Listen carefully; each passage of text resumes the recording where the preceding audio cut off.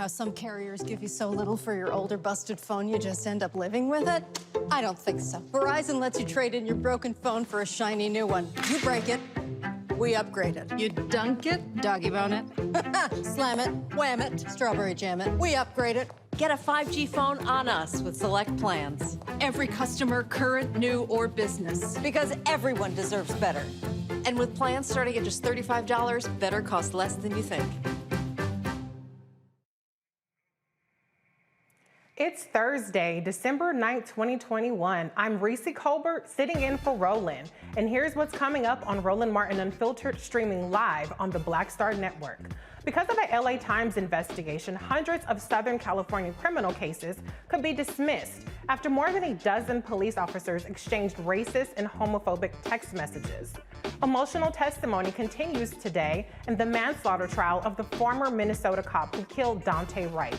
The woman riding with Daunte Wright tells the jury what happened after Kim Porter shot him. We'll tell you why redistricting is postponing North Carolina's 2022 elections. North Carolina is also shelling out millions for the wrongful conviction of a black man, and an improper investigation of a murder in Massachusetts led to the release of another black man almost 30 years later. And Texas passes a critical race theory law that regulates how teachers can teach about slavery and race in the classroom. We'll talk to the founder of the Highland Project, a nonprofit organization working to close the racial wealth gap with black women. Plus, we'll talk to a maternal wellness expert about Black Maternal Health Momnibus Act, which aims to keep women alive during and after giving birth. I'm so excited. We also have a very special guest tonight. You don't want to miss her, them. It's time to bring the funk on Roland Martin Unfiltered, streaming live on the Black Star Network. Let's go. He's got it. Whatever the miss, he's on it. Whatever it is, he's got the scoop, the fact, the find. And when it breaks, he's right on time and it's rolling. Best believe he's knowing. Putting it down from sports to news to politics. With entertainment just for kicks, he's rolling. It's on go, roll, y'all. It's Roland Martin, rolling with Roland now. He's funky, he's fresh, he's real, the best, you know he's Roland Martin now.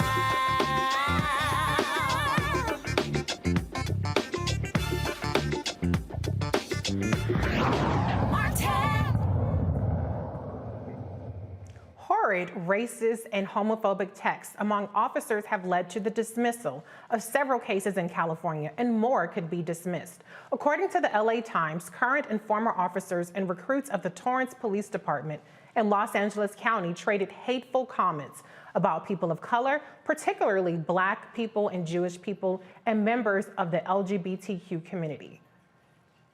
Here are a few examples. We had to fuck her up because we knew he wouldn't. Don't ask me where that lump on her forehead came from, though.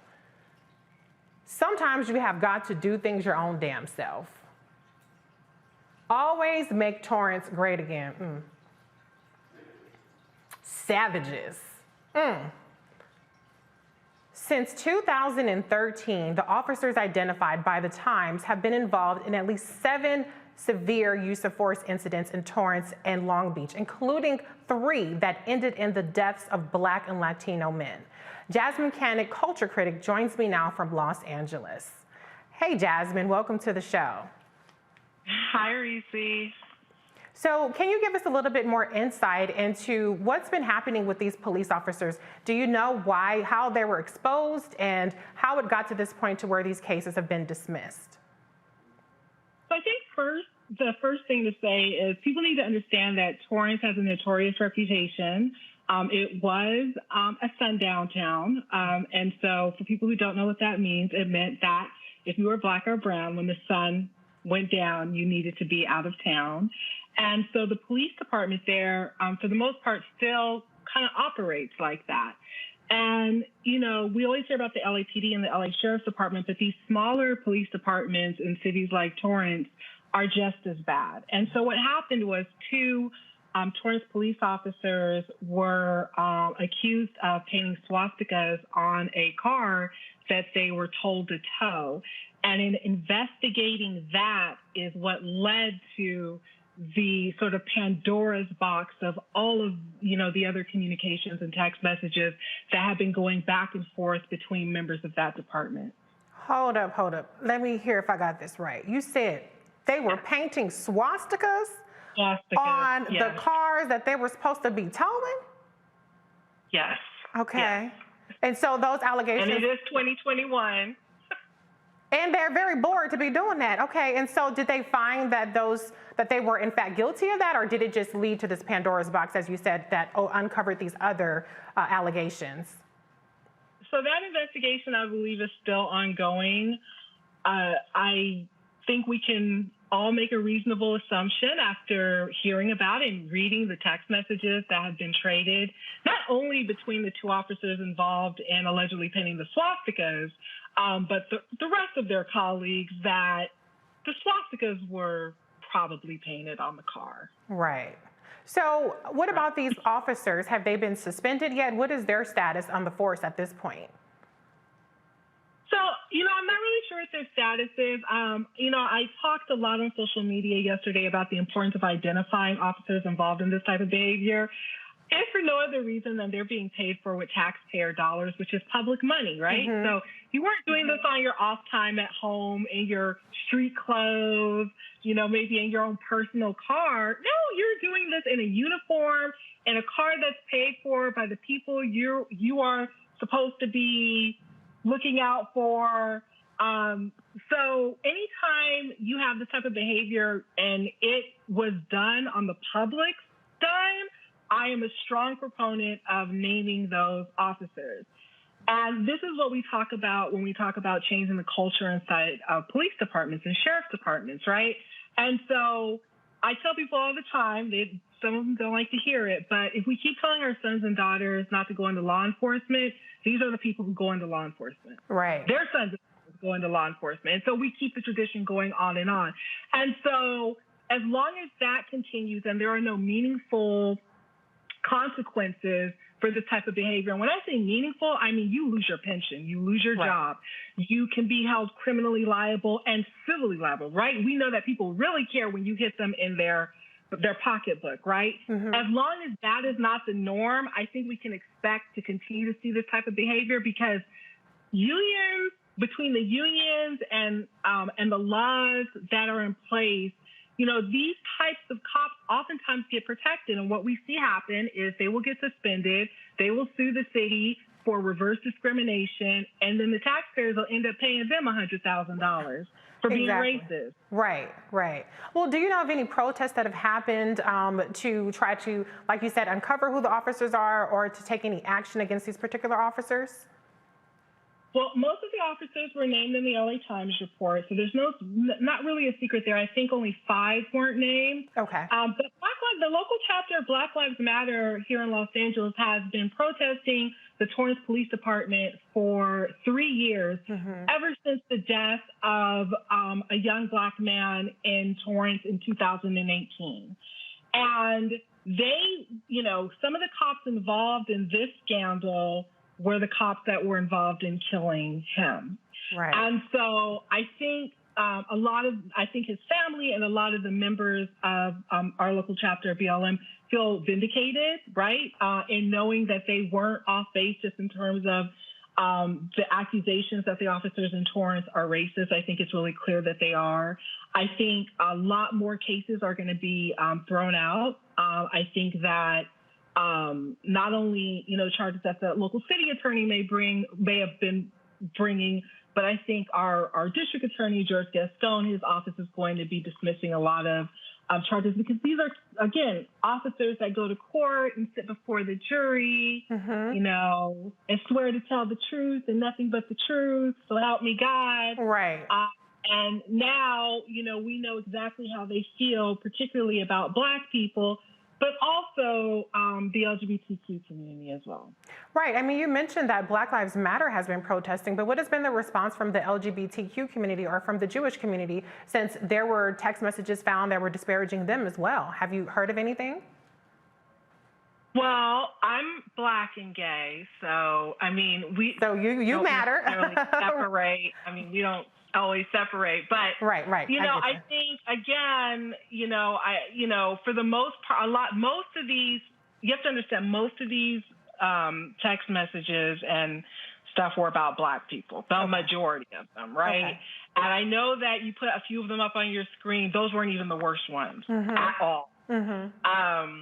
There was one, for example, that had a Christmas tree. What was it? A Christmas tree ornament, a candy cane, and a star on top of the tree, and an enslaved person. And the question was, which one doesn't belong? And the officer wrote, "You don't hang a star." Wow. Right. So, what I always try to remind people is that, when I'm driving in my car, no one knows that I'm a lesbian, Right. but they do know that I'm Black. They know that right away. But I think what we're seeing, I just want to make it clear, what's happened in Torrance, what's going on in Torrance is not just a Torrance issue. We've had this issue in the LAPD. We've had this issue in our sheriff's department. We've had this issue in other police departments. This is a culture thing inside of our police departments within this country. This is not just a California or a Los Angeles thing. This is something that's been going on a long time. And I think what most of us are surprised about, not what was said, is just the fact that something is actually happening, that there's actually an investigation, that there actually may be some repercussions, some discipline, something serious where people may actually lose their jobs. I think that's more of the surprise that I have, more than knowing that they took, because this isn't new to many of us. Like, okay, yes. I mean, in some cases, they talk to us like that. So, Right. Yeah. So, I mean, can you give us any insight into the potential cases that can be dismissed? I mean, what is the criteria? Are they going to be looking at reviewing cases from these particular officers, or is there something else that they're going to be using to determine which cases to review? So I'm not in the DA's office or the city attorney's office, but I have to imagine that these officers are going on the Brady list. I have to imagine that every arrest that they made that resulted in criminal charges being filed against particularly someone who was Black is going to be reexamined. And as we've already seen, cases have already been dismissed. And it'll be interesting to see if this also results in people who are maybe in jail or in prison, either, get their sentences reduced or get released altogether due to this. Okay. Well, thank you so much, Jasmine, for joining us and giving us insight into this LA Times and Torrance story. We will definitely have you back again with more developments. Thanks, Reese. Let's bring in the panel. All right, let's bring in the panel. We have joining us, as usual, Dr. Carr, Department of Afro-American Studies of Howard University, and Faraji Muhammad, radio and TV host. Hey guys, thanks for joining us tonight. And you guys like me in this host chair, what y'all think? You look fantastic. You are doing the thing, Reese. Well, thank you. Fantastic. Yes. Right. Reese, you're looking all serious, not even trying to crack a smile. She just looking all serious, like. Well, I'm cracking a smile right now. I couldn't go without saying, "Hey, look at me now." No question. Anyway, sorry, but let's get back serious again. Okay, so let's talk about this story. I'm going to go to you, Dr. Carr, because we always want to hear from you first on this. California is actually supposedly more progressive. They've passed legislation to try to make police officers more accountable. What is your take just on the text messages that are found and the swastika, for goodness sakes? What in the world is going on in Torrance? Police are doing their job, protect and serve. I mean, except not to protect and serve us. It's very interesting. In 1992, after the Rodney King beating, a professor at Stanford University, Cuban-Jamaican sister by the name of Sylvia Winter, wrote a long letter called No Humans Involved. And she talked about the fact that in the LAPD, when they would respond to calls involving Black folk, they would frequently say over the radio, NHI, no humans involved. And she quotes Stephen Jay Gould, the social scientist, who says that systems of classification direct our thinking and our behavior. So when you label us as falling outside the universe of obligation, in other words, we're not human, whether it be a swastika, whether it be the N-word, whether it be the nooses or the hanging, what you're basically saying is, we're not here to protect and serve you. You're not human. There are no humans involved. So I encourage, actually, LA law enforcement to continue doing what they're doing, because this will finally perhaps wake us up to the fact that policing cannot be reformed. They are doing what they were put in place to do. And I think until we understand that reforming really isn't the way. I thought about it finally, looking at Sister Jasmine there, her bookshelf. She had a book behind her, Daughters of the Dust, by the great filmmaker Julie Dash. One of Julie Dash's classmates at UCLA was the great Charles Burdett, the filmmaker Charles Burdett, and Haile Gerima. They called it the LA Rebellion, all those filmmakers. Charles Burdett made a film called The Glass Shield. Remember that? Ice Cube was in it, playing a cop in the sheriff's office out there in LA. Changing the color of the police is not going to change the attitude of the police.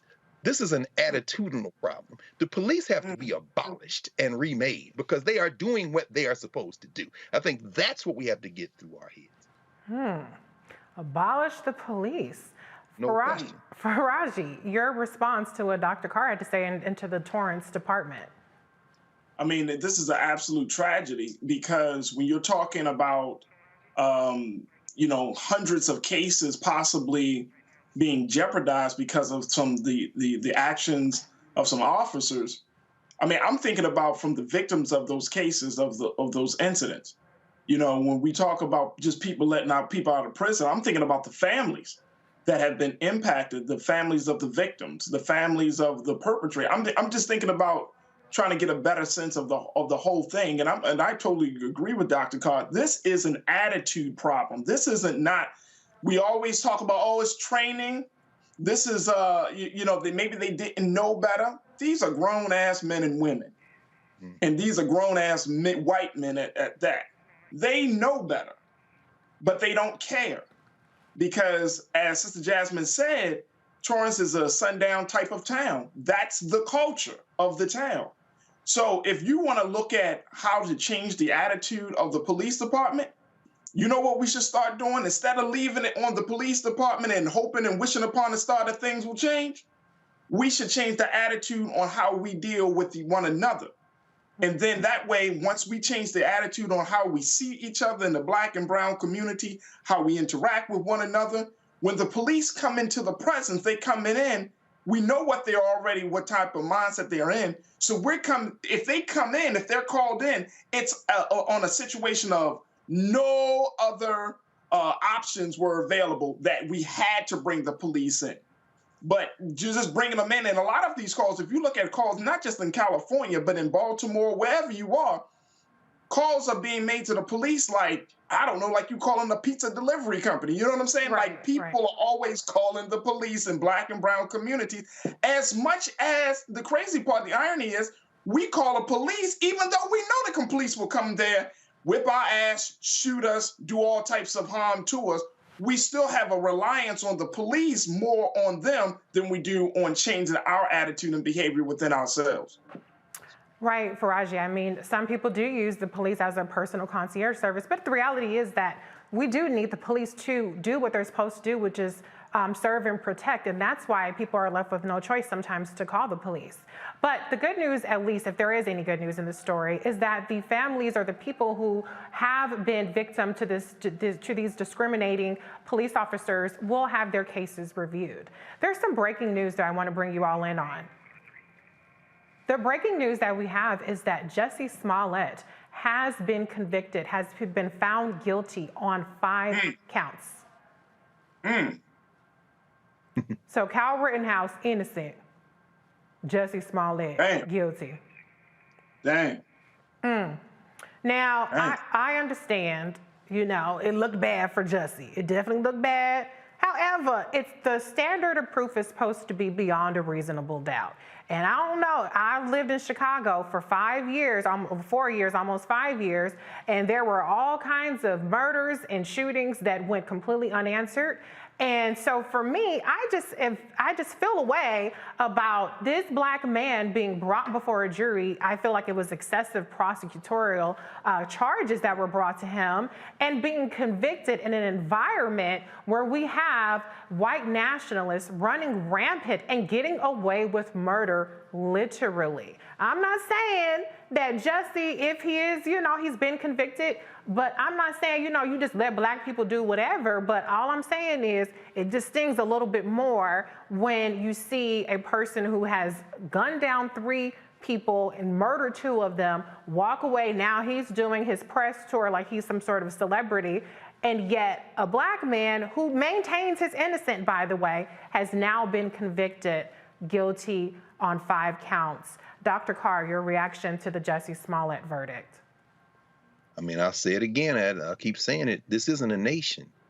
So it happens that the United States of America occupies most of the North American continent, but we're talking about a white nationalist judge and legal system in Kenosha, Wisconsin, a settler colonial bunch of hunter paddle roller cowboys in Southern California, amped up on a field of violence in terms of the idea of law enforcement. And I agree, we do need some form of public safety. I think policing as a concept can't be fixed. Public safety might be the option.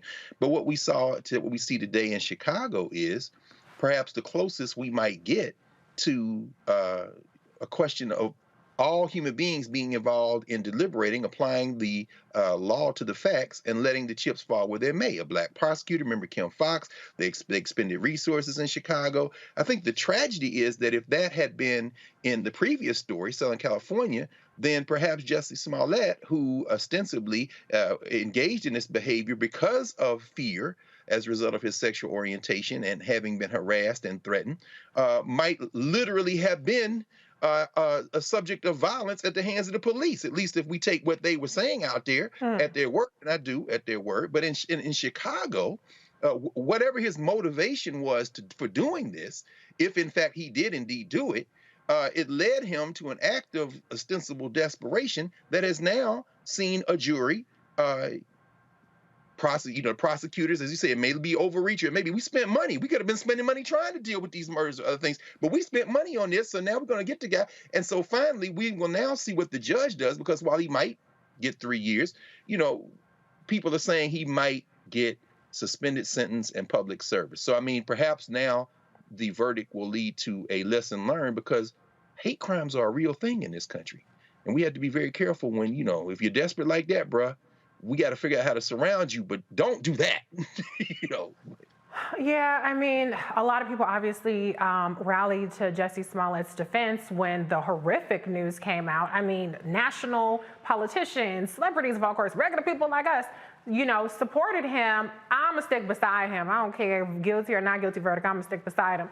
But the reality is, and you mentioned Kim Foxx, I mean, she was attacked relentlessly because she did not want to pursue charges. This was not a Kim Foxx decision to pursue these charges. In fact, they had actually worked out a deal to where, there were no charges that were going to be brought, and then they came back and decided to charge him anyway. So I definitely think that, this could have been handled a different way, but they wanted to make an example out of him.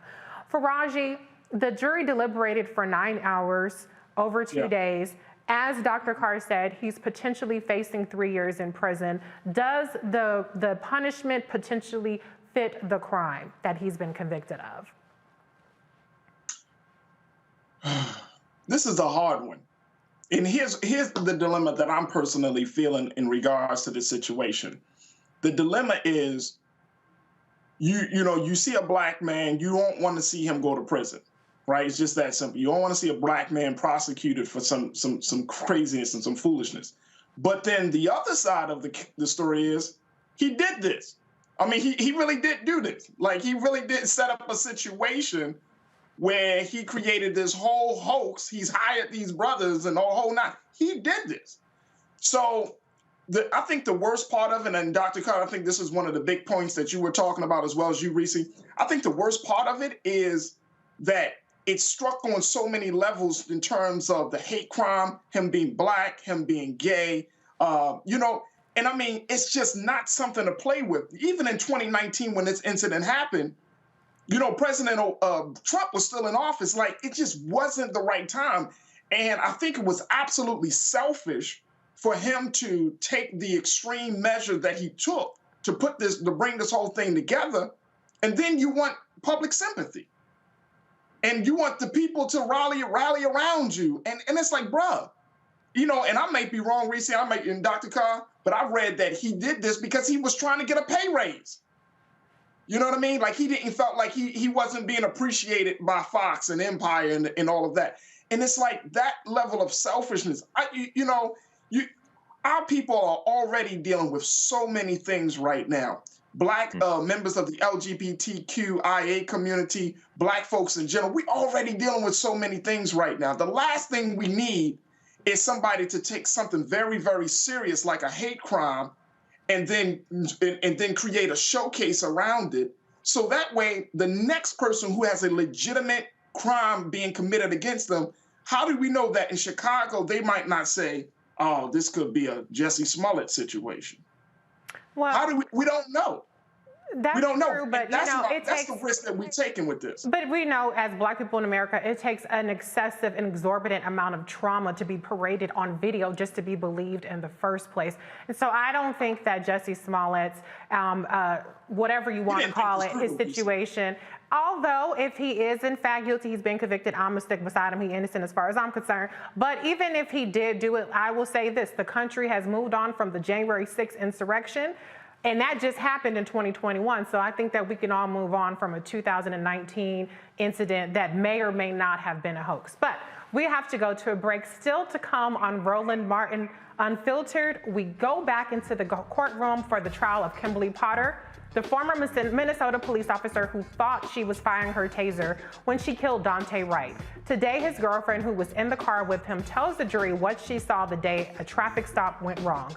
We'll be right back after the break. This is the Roland Martin Unfiltered show on the Black Star Network. Stay with us.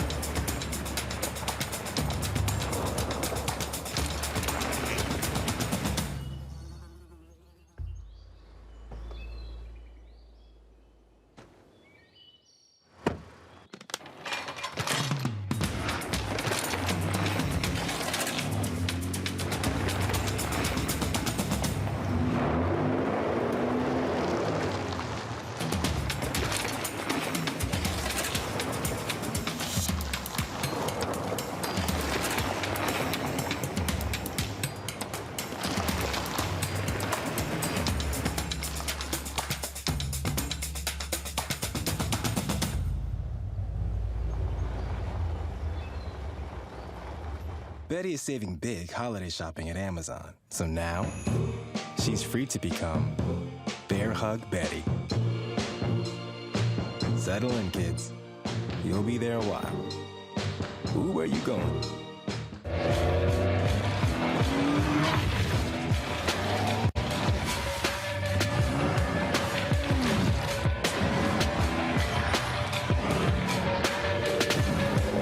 I'm Chrisette Michelle. Hi, I'm Chaley Rose, and you're watching Roland Martin Unfiltered.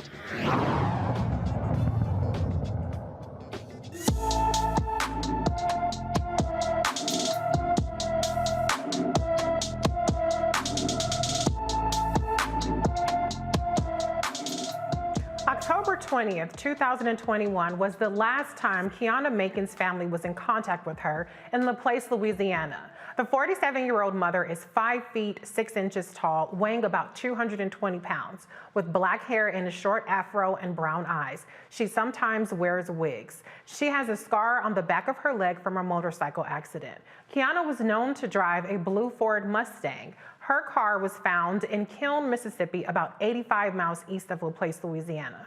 Anyone with information on Kiana Macon's whereabouts should call St. John the Baptist Parish, Louisiana's Sheriff's Office at 985-359-8763.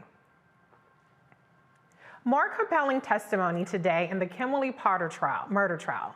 The jury heard from several witnesses, but the most compelling of the day, a first-hand account from the witness who was in the car with Daunte Wright at the time of the shooting, Wright's girlfriend, Elena Albrecht Payton. I just remember hearing just the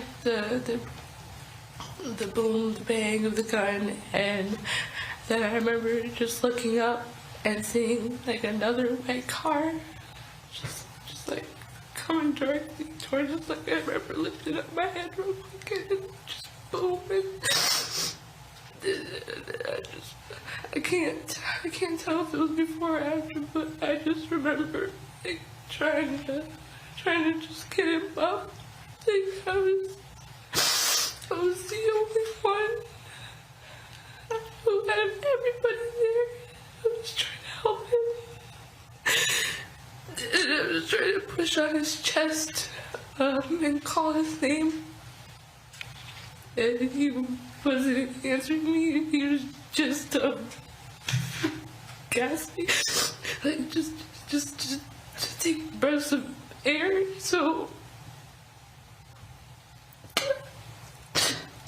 and I just remember being walked out of a car.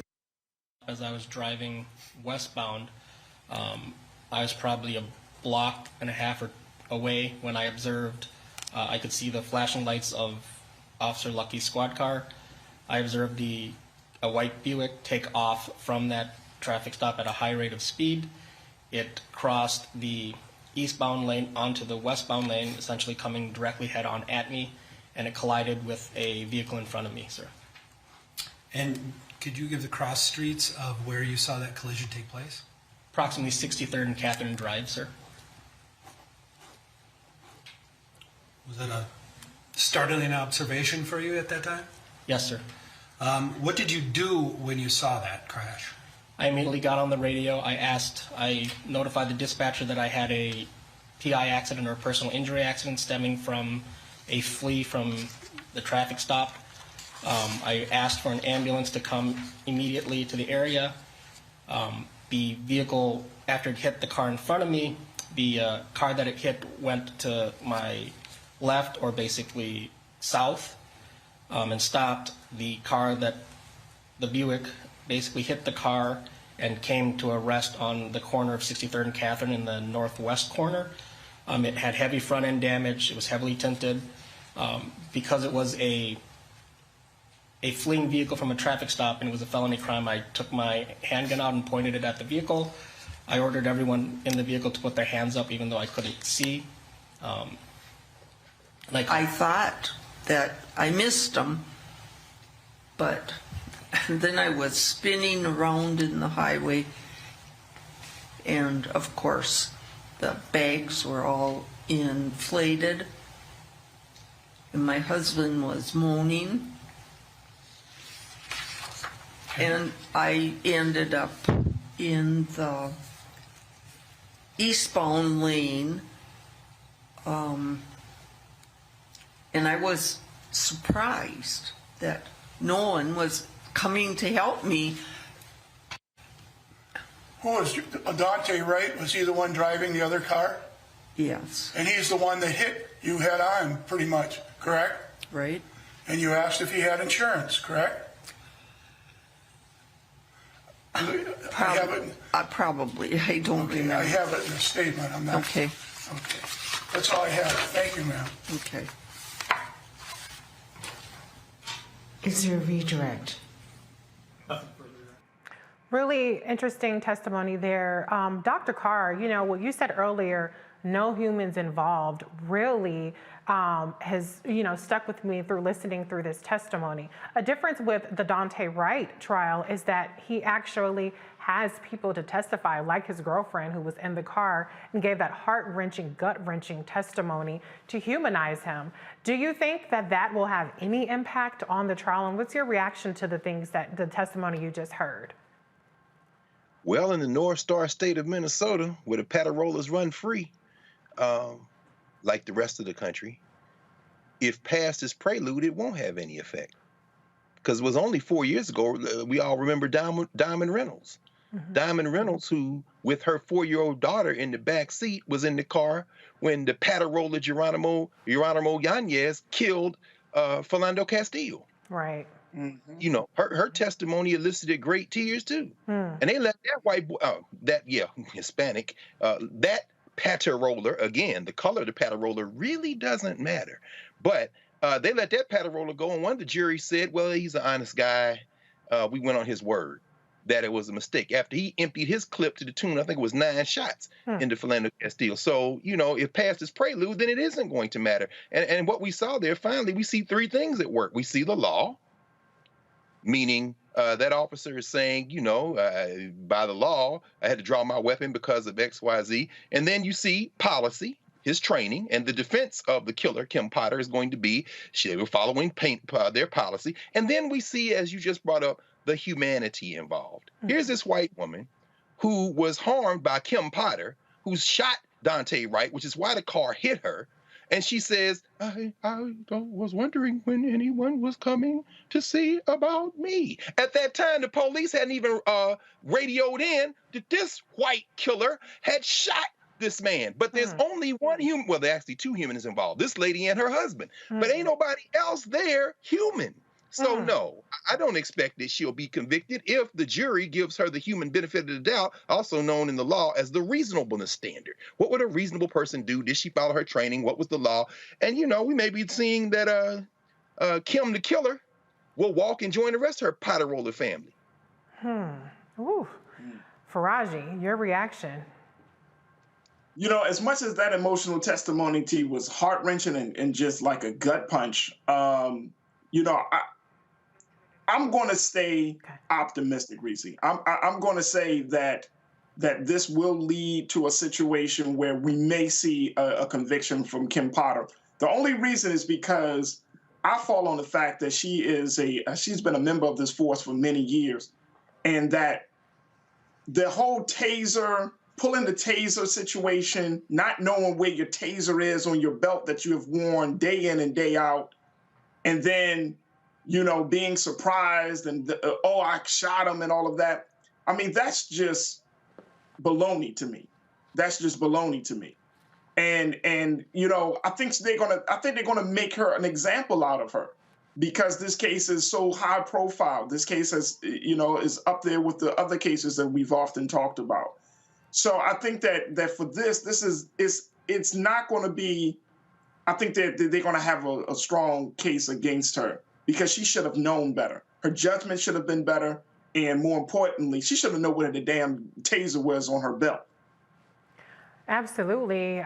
2 different perspectives. Dr. Carr, on brand, on par with what we expect. And Faraji, a surprising amount of optimism there. But the reality I'm going to stay optimistic on this. Well, I want to believe, Reese. I want to believe that somewhere justice is going to prevail. To quote that juror, when Geronimo Yanez killed Philando Castillo, he's an honest guy. We went on his word. Pay attention to them white tears coming out the face of Kim Potter when she said, I made a mistake. The jury. Watch the jury. We will stay tuned for this important story. But moving on to the next story, in North Carolina, a jury awards a man $6 million after being wrongfully imprisoned for 23 years. Daryl Howard was convicted of the killing of a mother and daughter in 1991, but new DNA evidence suggested that he wasn't responsible. Howard was released in 2016. In Massachusetts, James Lucien spent 27 years in prison for what the court is calling a wrongful murder and armed robbery conviction. Lucien was serving a life sentence in connection to the 1994 fatal shooting, but new evidence found the police conducted an improper investigation leading to Lucien's release. Dr. Carr, we have this discussion every week. Every week we are talking about Black men wrongfully convicted, overzealous prosecutions. What is your reaction to these 2 stories? Well, I mean, as you always say, Reese, you remind us, and we're constantly reminded in this space, that we must be involved in organizing and using every tool to try to prevent these kind of things. If they hadn't organized and elected a different district attorney in Los Angeles, then we wouldn't see this investigation into these convictions in Southern California. And here in this instance, you've got prosecutors who are willing to go in and re-examine this case. Now, these cases. Now, in North Carolina, 23 years. In Massachusetts, 27 years, as you say. They gave the man a $6 million settlement in North Carolina. He says that's not enough. Of course, it's not enough. But here's the thing. At the end of the day, we are faced with this problem. The police are invisible. In other words, they have the protection of the benefit of the doubt. So in the Massachusetts case, when the family says, we don't want him to be released because we're seeking justice. Hold on. As the guy said, you shouldn't be mad at this man.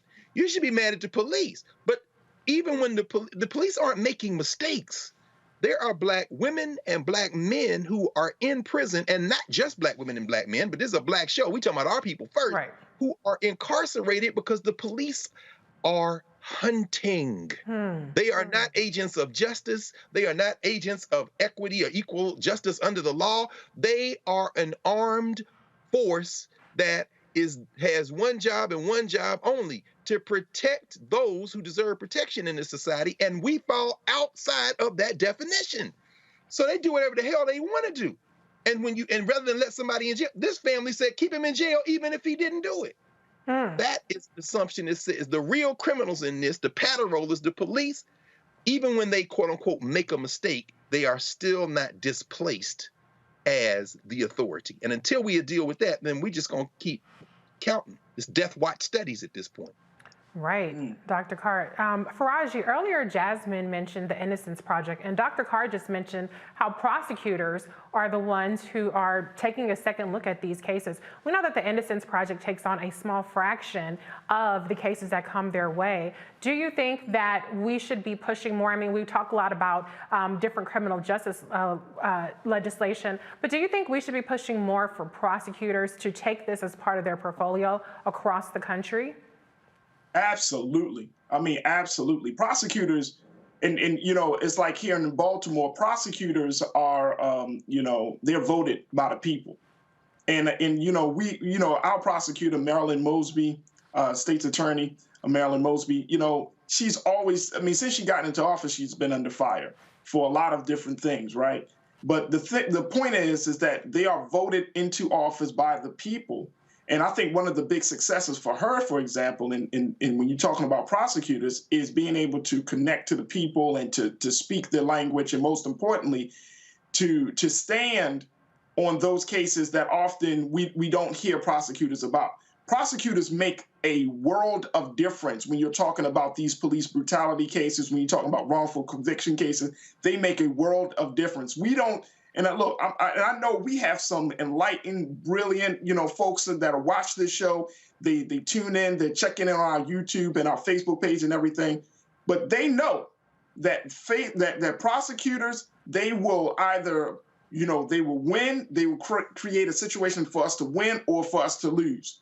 Prosecutors are so powerful. I think, Dr. Carr, you can agree with me on this. Prosecutors are so powerful, they can take us forward in history or set us back. That's how serious the prosecution is.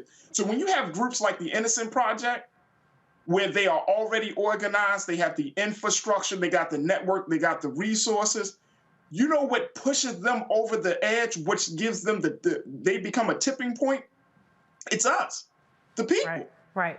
And when the people are not informed, when the people are not educated, when the people are not in a place to see beyond themselves, then we're going to constantly have these problems. The fact that we're having police problems, the fact that we have wrongful conviction problems, is that's a reflection of where we see ourselves, that we don't see another Black man who is suffering and languishing inside of a jail for 23 years. We don't see him to be important. Or we don't see a Black woman who's pulled over by the police and she's suffering because she can't pay for, qualified defense attorney. We don't see that as important. Again, this goes back to us, because I'm personally tired of always expecting the system to change when we have really no power over the system. What we have power over, my grandmother, my mother, my father have always thought, you got power over your own actions. You got power over your own behavior. And at this point, I think we need to shift that paradigm from looking at the system to looking at the people, because the system comes out of the mind of men and women. Powerful words and advice there, Faraji. We have so much more to come on Roland Martin Unfiltered, and there's one surprise that I can't wait to share with you all. But first, redistricting is forcing one state to postpone its 2022 elections, and the fast-track debt ceiling plan is headed to the president's desk. And later, we're taking a look at maternal and infant mortality. Roland Martin Unfiltered will be right back after this break. You're watching the Black Star Network.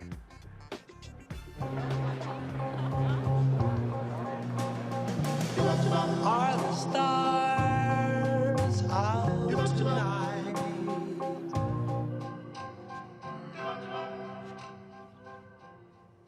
Alexa, play our favorite song again.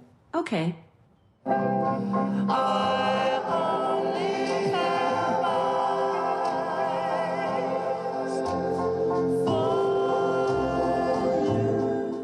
Black Star Network is here. I'm real revolutionary right now. Support this man, Black Media. He makes sure that our stories are told. Thank you for being the voice of Black America, Roland. Stay black. I love y'all. All momentum we have now, we have to keep this going. The video looks phenomenal. See, there's a difference between Black Star Network and Black-owned media and something like CNN. You can't be Black-owned media and be scared. It's time to be smart. Bring your eyeballs home. You dig?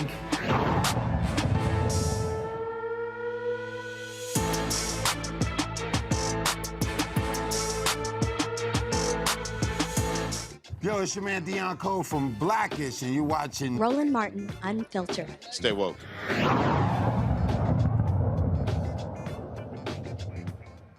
The Senate voted to break a filibuster and advance a fast-track debt limit plan. To meet the 60-vote minimum, Democrats needed Republican support, and they got it, thanks to a deal between Senate Majority Leader Chuck Schumer and Senate Minority Leader Mitch McConnell. The final tally was 64-36. 14 Republican senators crossed the aisle to vote with Democrats. The fast-track process plan would allow Senate Democrats to raise the federal debt limit without help from Republicans. The final vote on the plan hasn't been scheduled yet.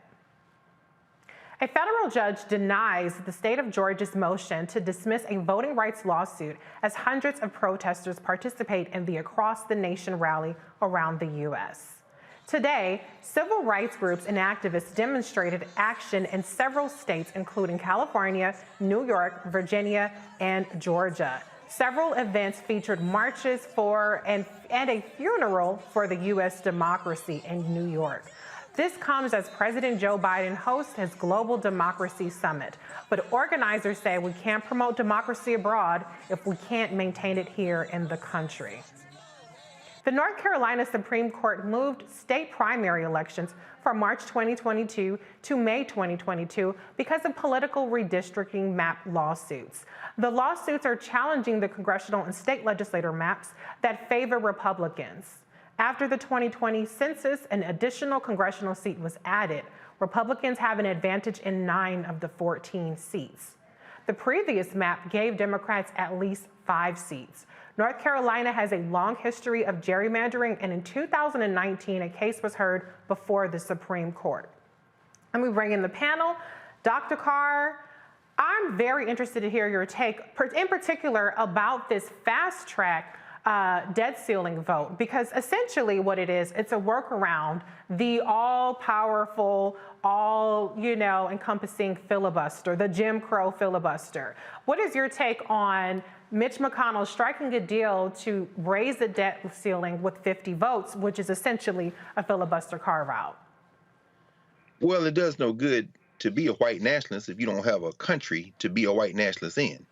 And at this moment in world history, with the geopolitics that are playing their way, the right wing rising in Europe, particularly places like Poland and France, with the transition of power in Germany, with China continuing to expand, even as it is kind of paring back some of its ambition. The last thing the United States wants to do is run broke on the second week of December. So Mitch McConnell, a good nationalist, understands that this, I think, has less to do with domestic issues than foreign issues. And so kicking this can down the road, and the deal that they struck allows two things to happen. Number one, it allows them to get perhaps to the midterm elections in November, where the White Nationalist Party, through redistricting and voter suppression, hopes to take the federal legislature. And the other thing it allows to do is to blame the Democrats for the debt, which is why they will be now allowed to do this on their own. So there's really no loss in this. I mean, McConnell understands if the country goes broke, 2 weeks into December, this is not going to play well in terms of the United States continuing shrinking status in the world. Right. Right. I mean, that's a great point. I mean, politically speaking, even though the Republicans have run up the debt with that Trump tax scam, it's always easier to blame the Democrats for debt because people have the notion that Democrats are tax and spend liberals, for instance. Faraji, though, do you think, though, that this does open up the door for further pressure, like the rallies that we've seen across the country today, towards the Democrats to actually at least do a filibuster carve-out for voting rights legislation? Oh, yeah, no doubt at all. And look, let's just keep it real, Reese and Dr. Carr. The fact remains that Black folks are tired of Democrats. I mean, let's just look at it. If Black folks are tired of the Democratic Party, if you were to go in, check into any of our, Facebook, YouTube, and just look at the comments, people are really upset. And if we keep playing these games, I mean, look, the redistricting is a major tool. Dr. Carr and Reese, y'all both know that when you can determine the boundaries of a given areas, that shifts the politics game. It just puts it out of proportion because, one, redistricting talks about resources to the particular neighborhoods and communities. It's talking about where money is going or how money is allocated. It's talking about the population. So that gives whoever it's going to be representing those areas more power. I mean, there's a lot at stake at this. So if we're playing the game, if the Democrats are trying to play this game while the Republicans are trying to gain power, it's two different pages that both of these parties are working on. And guess what? We're going to be the losers. We are when two elephants are rustling and tussling in the jungle, the grass is the one that loses. We're the grass, okay? We are losing. And guess what? And here's the thing, and Dr. Carr, you're talking about Mitch McConnell. This is the part of the American history I don't think that any one of those jokers ever think about, that somebody is going to rise up, that there may be some rebellion and that's going to emerge because people are at a breaking point in this country, that politics is just nothing but a scam. Politics is all about getting your name and getting reelected. Politics, I mean, people are going to say enough and enough. By the time 2024 gets around, I think we're going to see a different electorate. We're going to see different constituents that's going to come out to the polls. It's going to be a different scenario for this country. Even when 2022 around, as much as we talk about the midterms, let's see if people come out to actually vote. Because why? The disappointment, dissatisfaction is at such a high level, it's going to bring about a universal change. And if the people are finally saying, I'm not even going to vote, even though I have voted in the past 10 elections or whatever the case may be, people are going to say enough is enough. I'll watch this thing crumble because what's the point? If my vote is not going to change my reality, so why should I even invest in putting something in the ballot box? And I don't think that's a bad place to be in, because we got to get through a very authentic and honest place to get to the place of where we can finally get some gains from this political system. Ooh, Faraji, okay, you gave a lot to chew on there, so I'm going to try to address. I'm just talking to my two favorite panelists. That's all I'm doing tonight. I know, right? I love it. But let me I agree with many of the points that you made. I mean, I do think that there is a level of dissatisfaction that's really quite divorced from, if you just look at the metrics, right? Unemployment is at a record low. Even Black unemployment is down. Even Black woman unemployment is down. Inflation is high, which is obviously super alarming, but you look at how much more money people are getting if you have kids. Hundreds of dollars a month per child. And yet the results, the massive infrastructure package that passed, the different stimulus packages, there's a variety of things that have been really positive, but the sentiment is not aligning with the results. And my theory part of that is the way that Black people in particular are targeted with disinformation and misinformation, and with, again, trying to tap into that sentiment of dissatisfaction. And so when you look at a lack of progress on voting rights legislation or on criminal justice legislation, I think that's where the sentiment is kind of getting further and further apart from what the results are. And that's why the discussions that we have on Roland Martin Unfiltered and the Black Star Network are so important, because we do talk about substantive things in addition to the sentiment aspect of politics as it relates to Black people. Okay, so I got all that out. But the reality is that Democrats absolutely have to bring results, and they have to bring results to the Black community on things that we care about. And then you have to message the results, because if you do it and nobody knows about it, then you ain't really gonna get the benefits from it. And so we have to find a way in 2022 to keep the Black electorate engaged, because they're not going to be less Democratic per se, but they might be less engaged, to your point, Faraji. So there are a lot of different challenges that we have, but I mean, Dr. Carr, you always say that, you know, this is, you say a variety of things in particular about how we are kind of unraveling as a nation. But do you think that we can afford to check out of the process, even when we aren't so satisfied with the progress on certain issues that we care about? That's a difficult question, Reese. My friends who would consider themselves revolutionaries and radicals, and sometimes they bristle when I call them cosplay revolutionaries, because I don't see them with the strap in the bush yet, will certainly have to consider the fact that, as you say, Faraji, if we disengage in this process, then it is going to end up in a very different kind of conflict.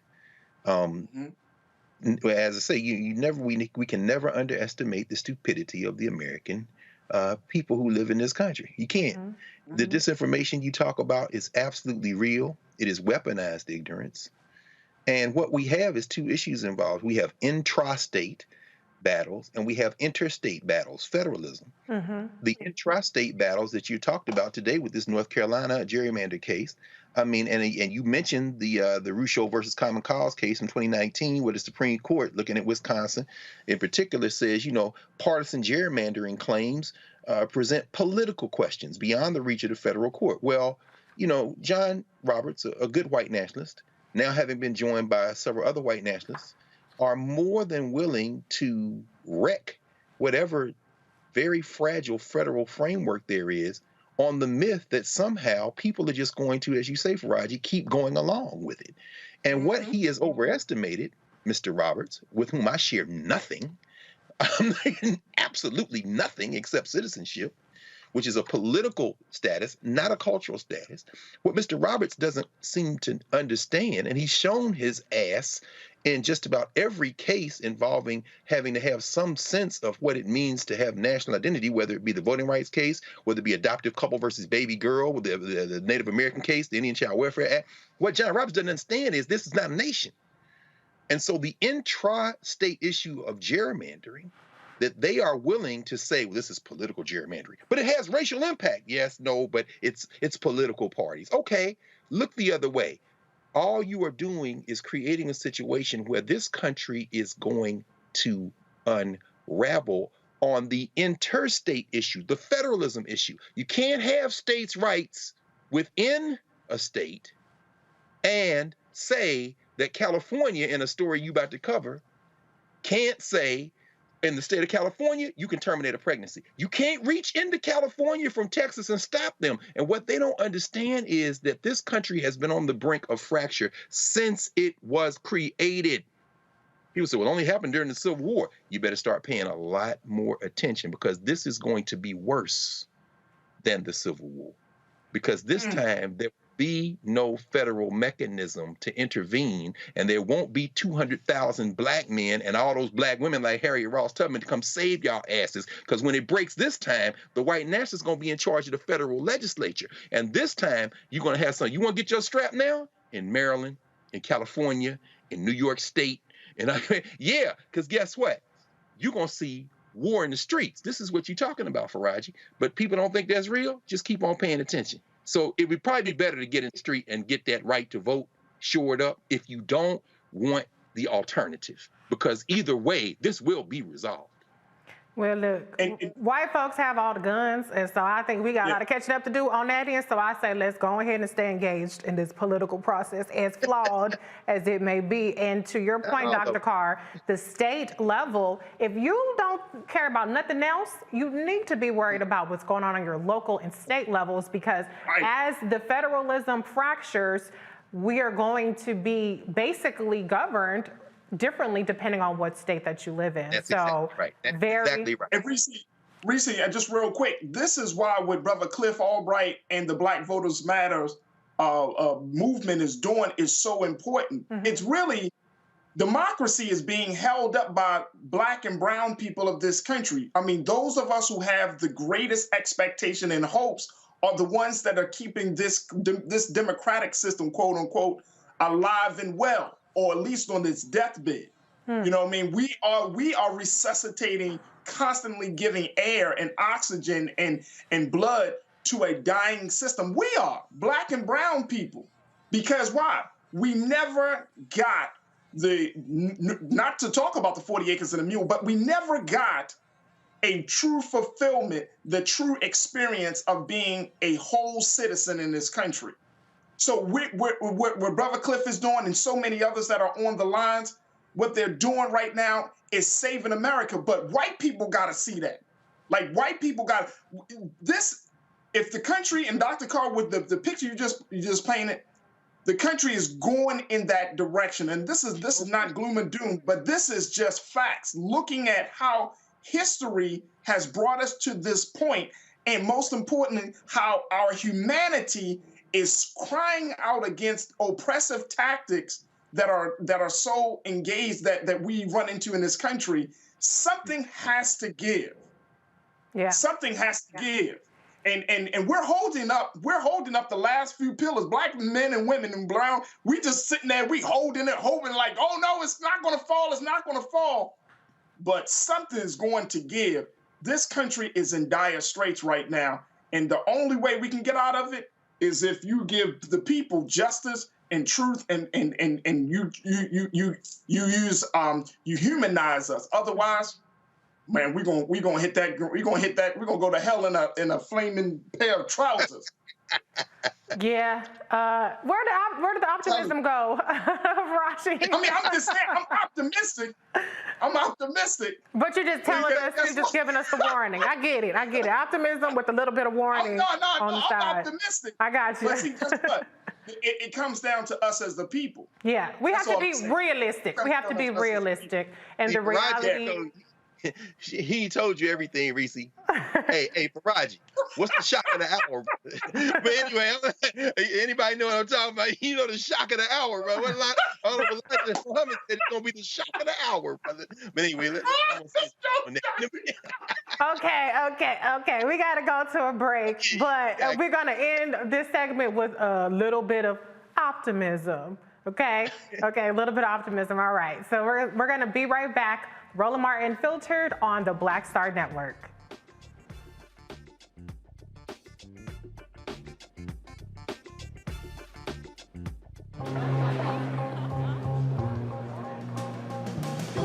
Are the stars out tonight?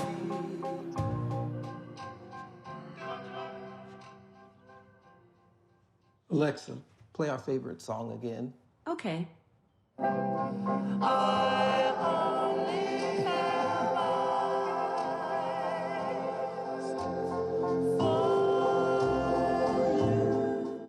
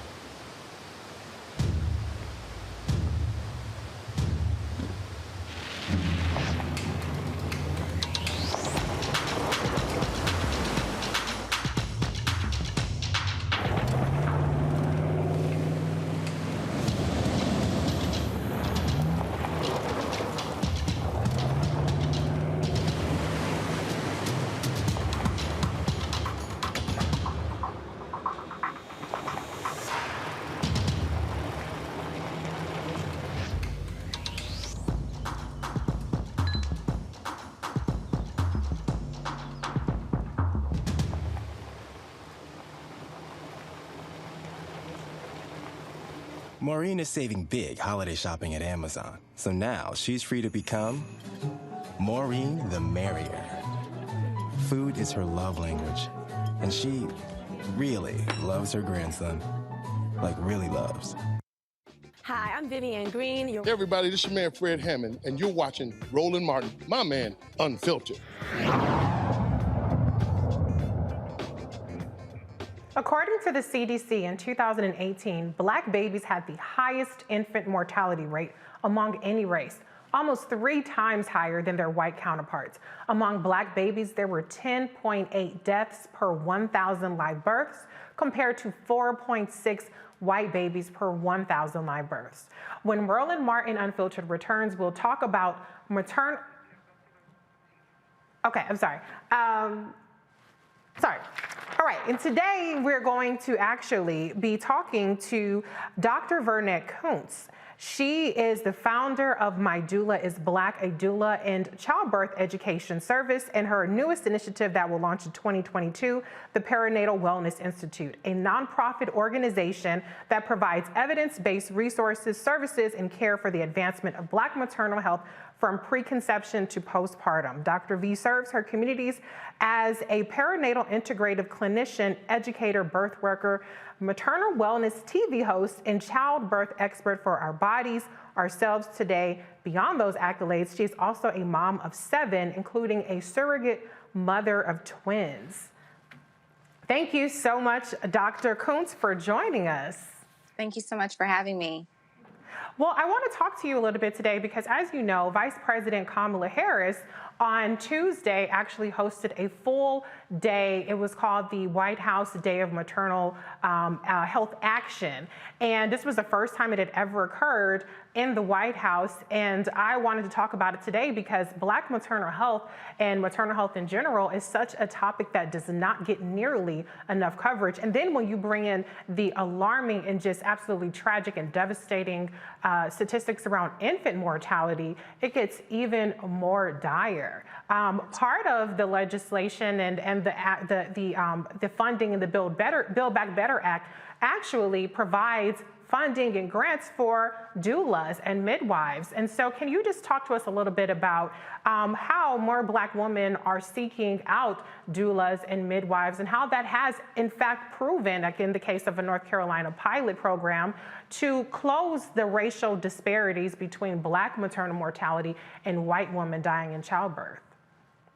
Of course, yeah. So as you stated earlier, like this is not a new issue that we've been dealing with. It's just now being spotlighted, which we're appreciative of, and we're gaining funding for those programs to provide education and awareness, birth equity, and resources for doula support.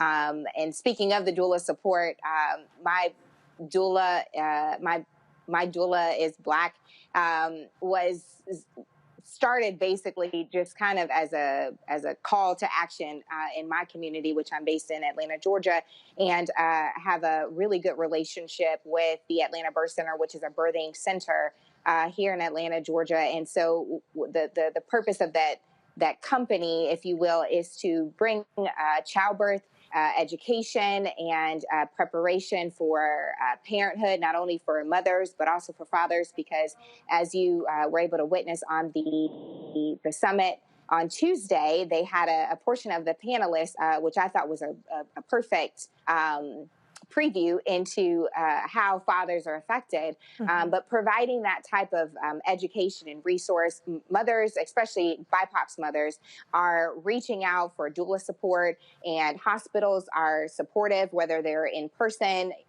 or virtual. You know, research shows that a woman is a birthing person has a significantly more positive experience and a significantly reduced risk of birth trauma with doula support. Some other things that Black mothers are doing are, community-based outreach programs on the virtual level, right? So they're being more intentional about finding and gaining that community, especially with the pandemic kind of interrupting a huge portion of community support and family support, you know, and me being a recently postpartum mother to my 5th child, he's only 7 months old, and being pregnant during a pandemic is scary. You know, we already show up as Black mothers scared to birth in the healthcare system because it's already set up against us, right? Whether it's lack of education in the maternal mental health setting or lack of resources.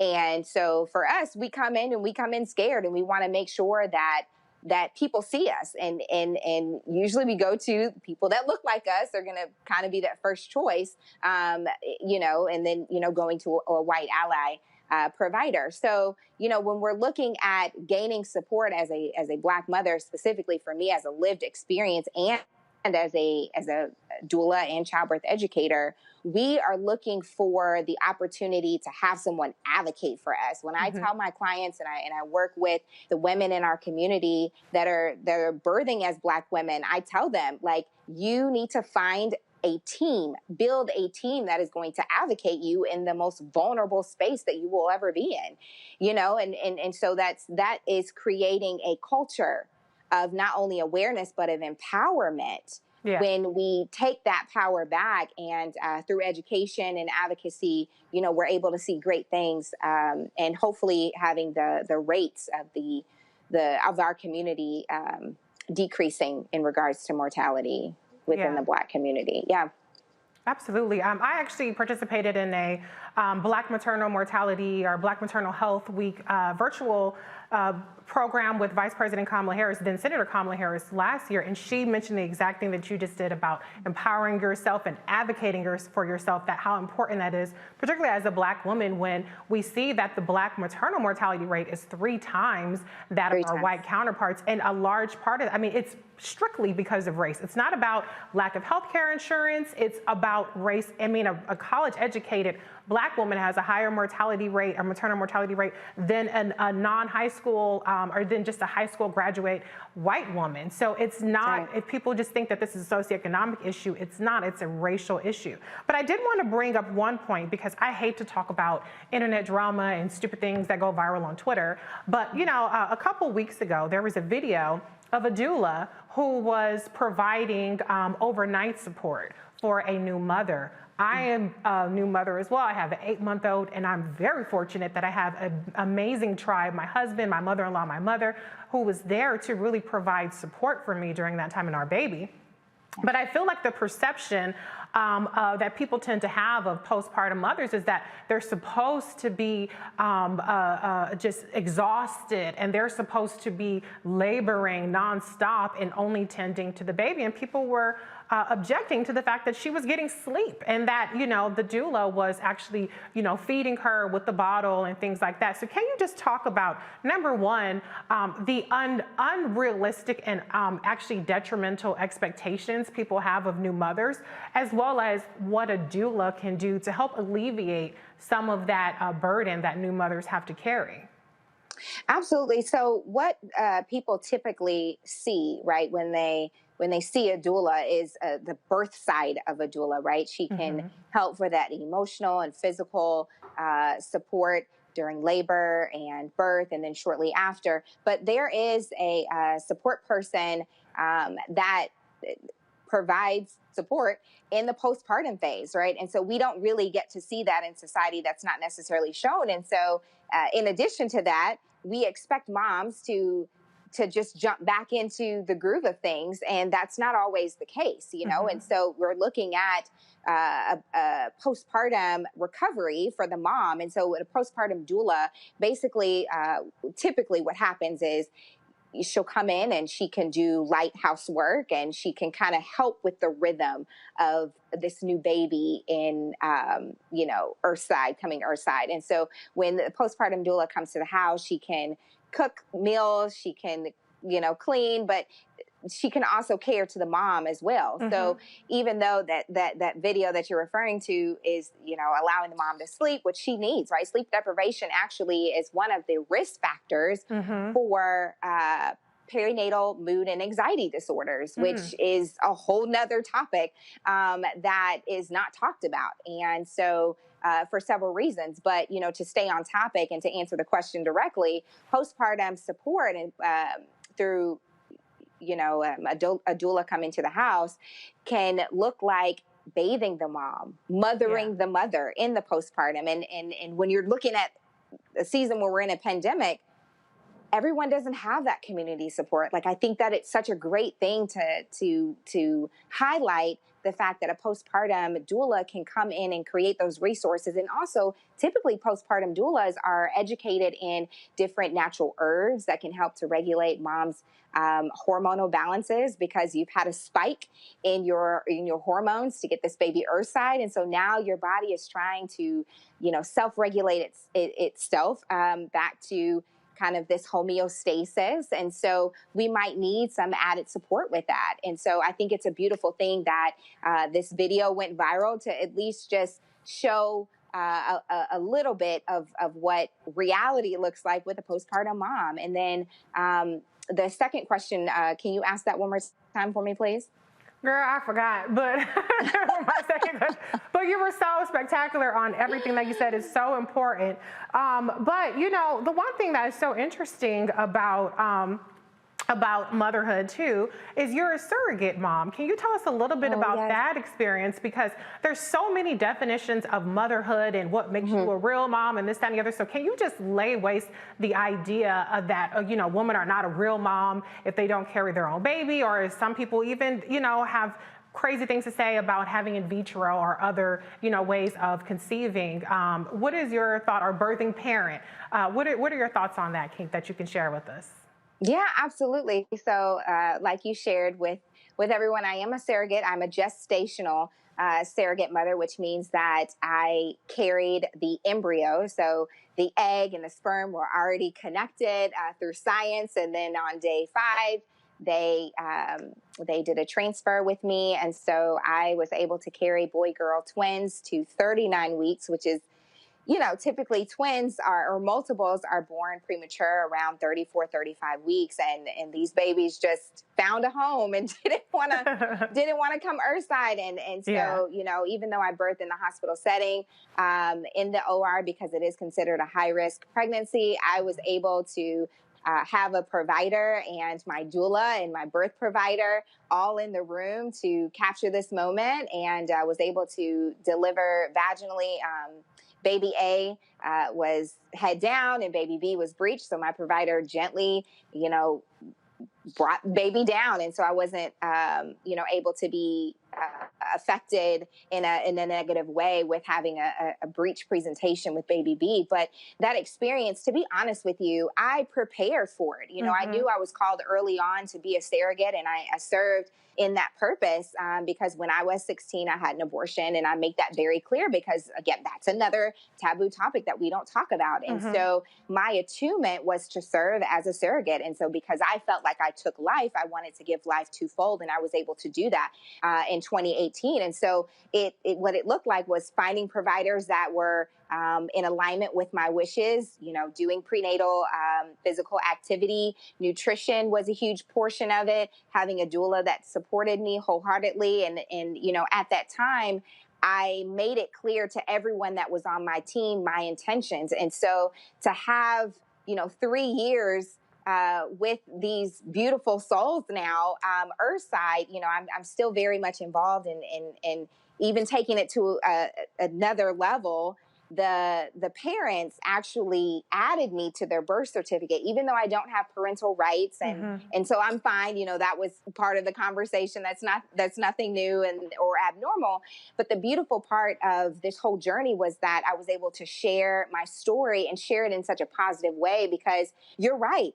Real motherhood is this kind of stigma for women who don't naturally birth their own babies. And that's not always the case of motherhood. You have, step parents, you have adoptive parents, you have foster parents, you have surrogate parents, you have so many ways of becoming a mother that there's not this linear way of incorporating motherhood into your life. And so that journey definitely is one that is more than memorable. And I think it's a testament to the ability to have such a positive experience in creating life for another family. Wow, thank you. That is so amazing that you did that. And I was actually curious too, because you said you had a doula. Oh, that was going to be my question, but you answered it. Oh, yeah. Dr. Carr actually has a question. Dr. Carr, your question for Dr. Kuntz.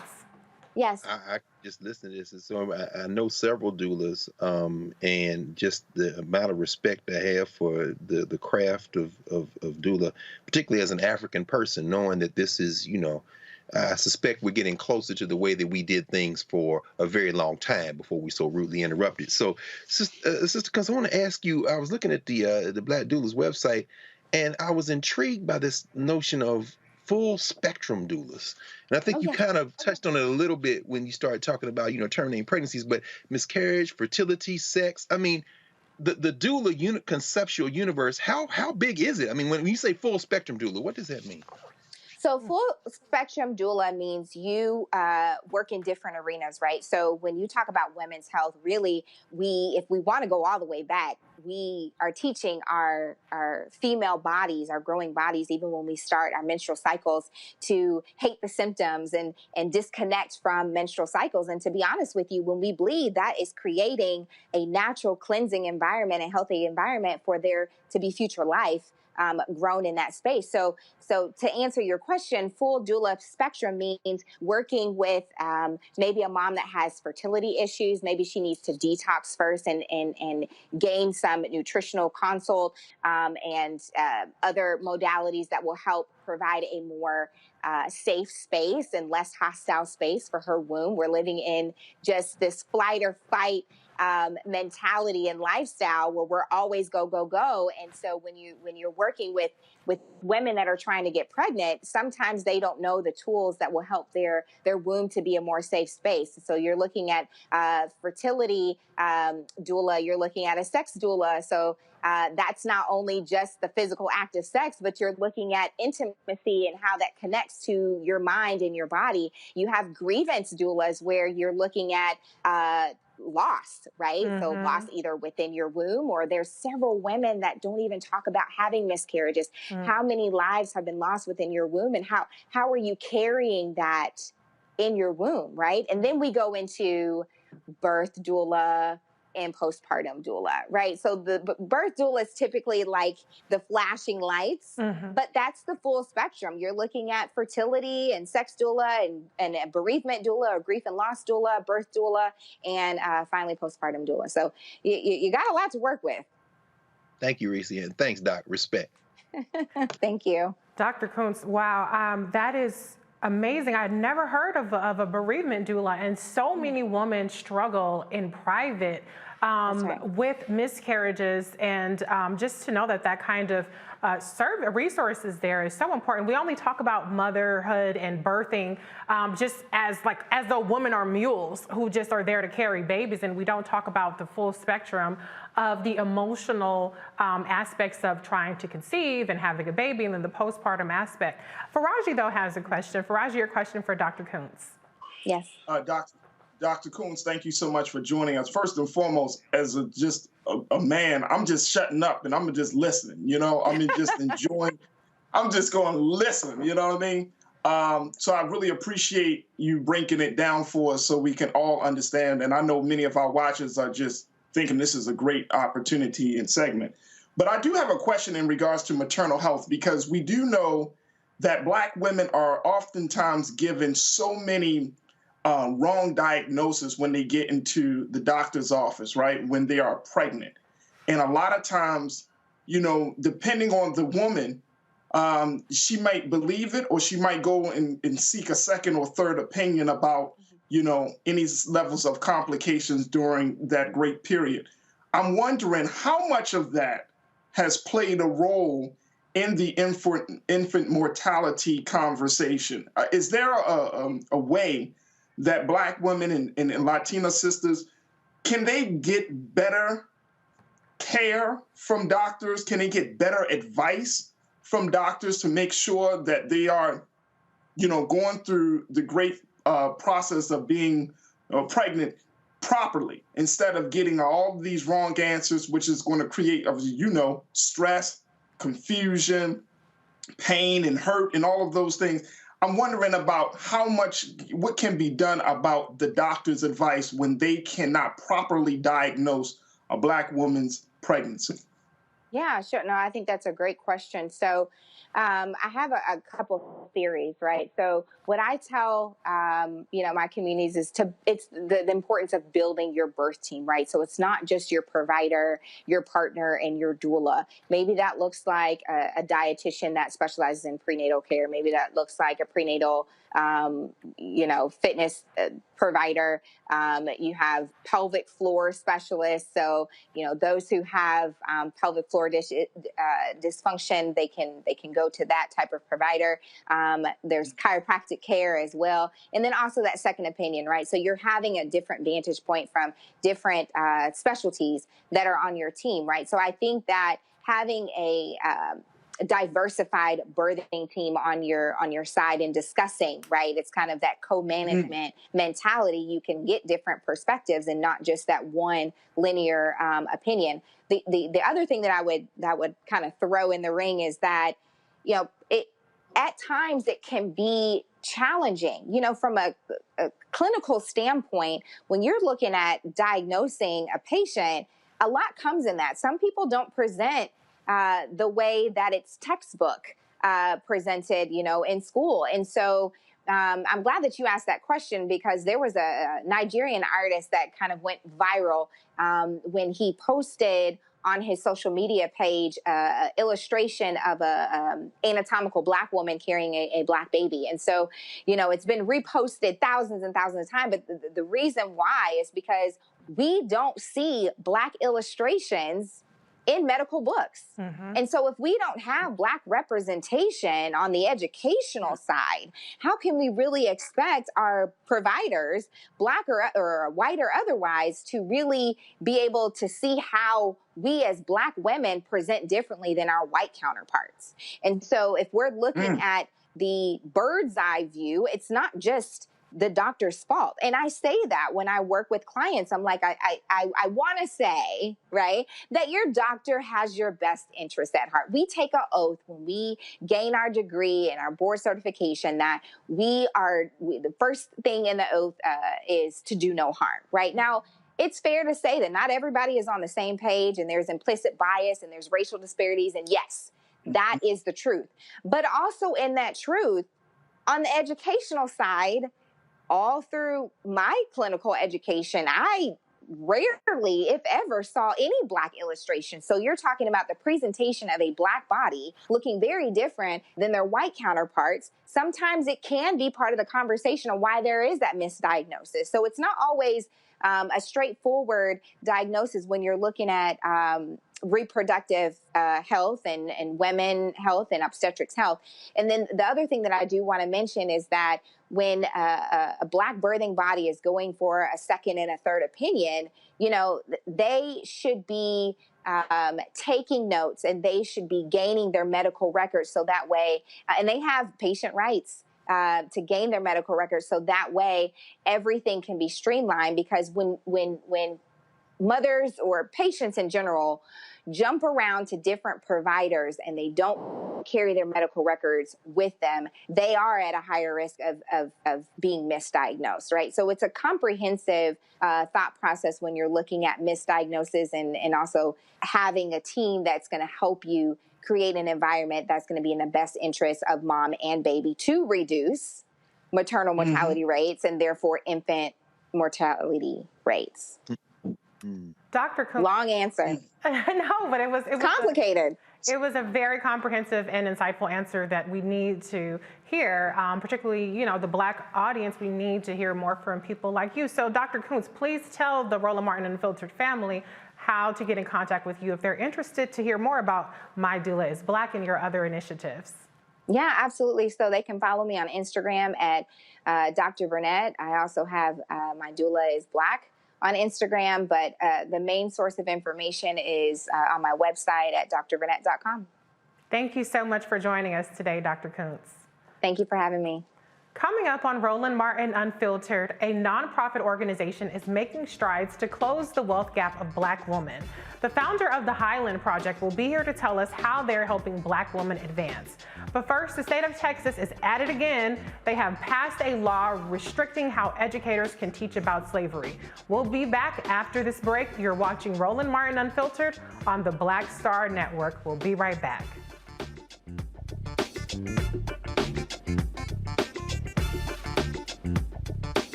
Are the stars out tonight?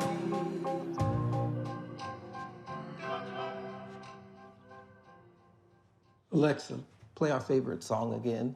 Okay. I only have eyes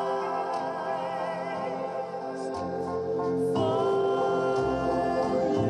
Folks, Black Star Network is here.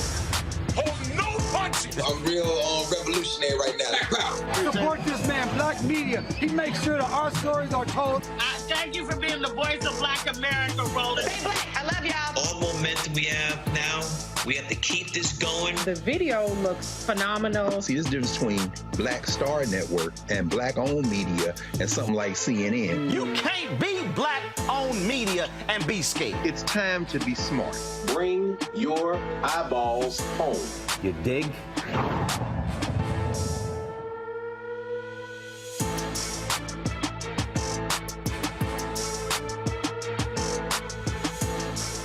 Maureen is saving big holiday shopping at Amazon, so now she's free to become Maureen the Merrier. Food is her love language, and she really loves her grandson. Like, really loves. Hello, everyone. I'm Godfrey, and you're watching Roland Martin Unfiltered. And while he's doing Unfiltered, I'm practicing the wobble.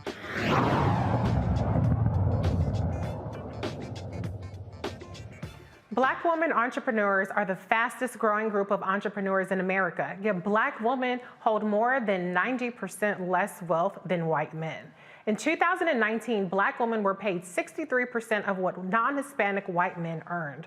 That means it would take the typical Black woman 19 months to be paid what the average white man makes in 12 months. The Highland Project is a nonprofit organization that wants to change that by working to close the racial wealth gap with Black women. Highland Project founder Gabrielle Wyatt is here to tell us how. Welcome, Gabrielle. How are you doing today? Good evening. How are you doing? I'm great. Thank you. Can you tell us a little bit more about the Highland Project? Sure. The Highland Project is focused on building and sustaining a pipeline of Black women leaders across education, economic empowerment, well-being, and political agency who are creating sustainable change in their communities, resulting in multi-generational wealth. We focus on a holistic definition of wealth because we know that wealth is beyond dollars in pocket, but our ability to access great schools, great food, for our lives to be protected and thriving. And so we're cultivating a movement that's a coalition of women across sectors. We provide them with sisterhood, a focus on well-being, building political power, and we pair that with $100,000 in Genius Awards for each woman to scale her vision. Wow, that's pretty spectacular. I noticed on the website you talk about Black political power. Like, for instance, there are no Black women in the Senate. We talked a little bit earlier about the engagement that we need to have for the 2022 midterms. A lot of people are already announcing their campaigns. Stacey Abrams, for instance, in Georgia. So what level of engagement are you having with potentially recruiting, or do you get involved in the recruiting aspect for Black women who are looking to run for office? Sure. We are a 501c3 nonprofit, so we engage in advocacy.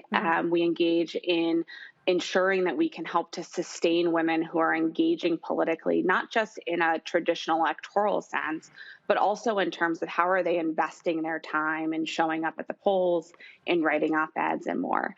I'm proud to say that last Tuesday we announced our first cohort, and we have several women who are engaged in advocacy and politics. We have Miss Latasha Brown out of Georgia, who we all know has been an incredible champion for the protection of voter rights in our communities and our voices, quite frankly, as Black women.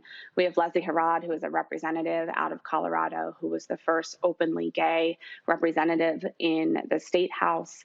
Mary Pat Hector out of Georgia, who is just an inspiration. She's been organizing in her communities from quite a young age. She ran for office previously in Atlanta and continues to organize youth in her community. And so I share that with you because we take a holistic look at what does our political power mean.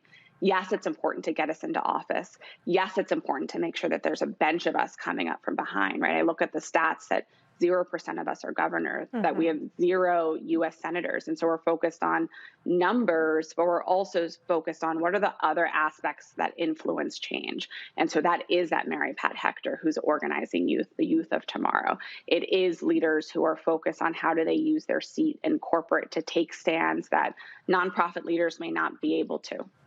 Absolutely. So can you explain a little bit more about what the cohort itself does? Sure. So they meet together over the course of 1 year to first center their own well-being. As I think about ways in which we've tried to increase Black women in seats of power, they've been impactful. And yet I keep going back to the fact that we have 0% of U.S. senators, that we continue to see Black women who sit in C-suite roles leaving their sectors, burning out. And so we have an unapologetic focus on what does it mean to protect ourselves, our own well-being, so that we can continue to sit in seats of power and not leave the very impactful work that we're leading. So we focus on that when they're together. We focus on how are they building their legacies, not only in their current seat, but outside of that seat. How are they building up the generations coming up behind them and the ones that have come before them? How are they listening to enact change?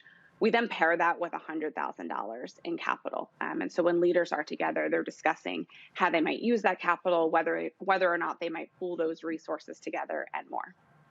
Yeah, $100,000 is, to me, at least to me, it sounds huge because, Black women are very typically underfunded, whether it comes to political campaigns or even nonprofits. Black women nonprofits are not as well funded as other ones, even when we have these racial reckonings like we did last summer. And so can you just explain, for instance, what kind of activities somebody could use with a little bit more detail with that $100,000 that's granted? What are the strings, essentially, are what I'm asking you? What are the strings attached? Yes.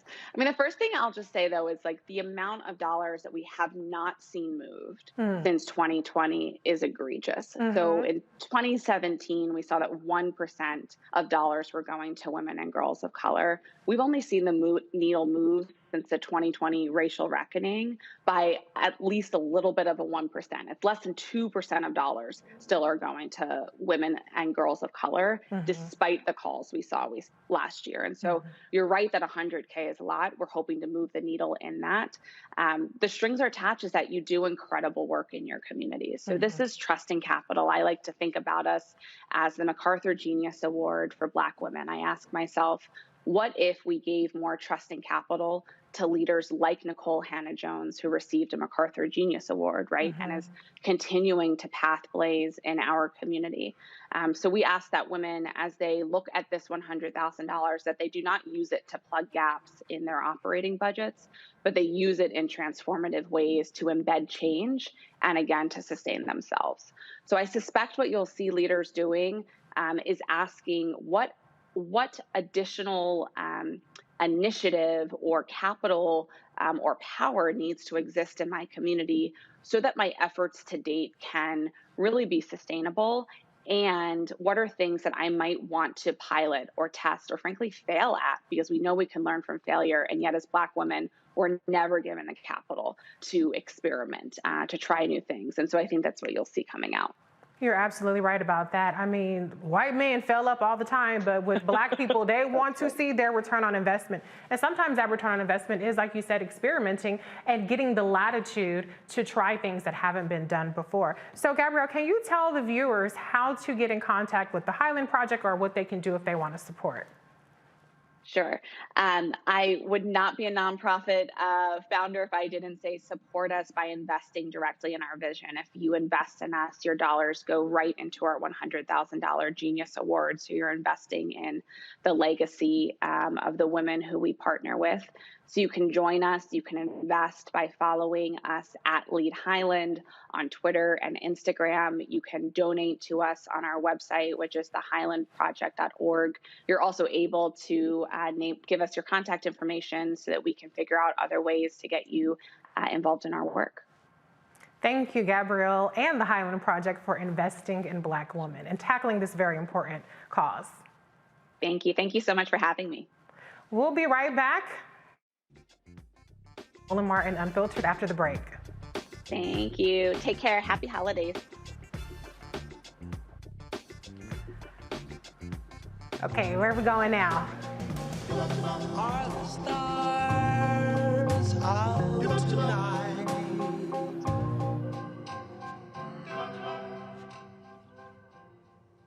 Alexa, play our favorite song again. Okay. I only have eyes for you.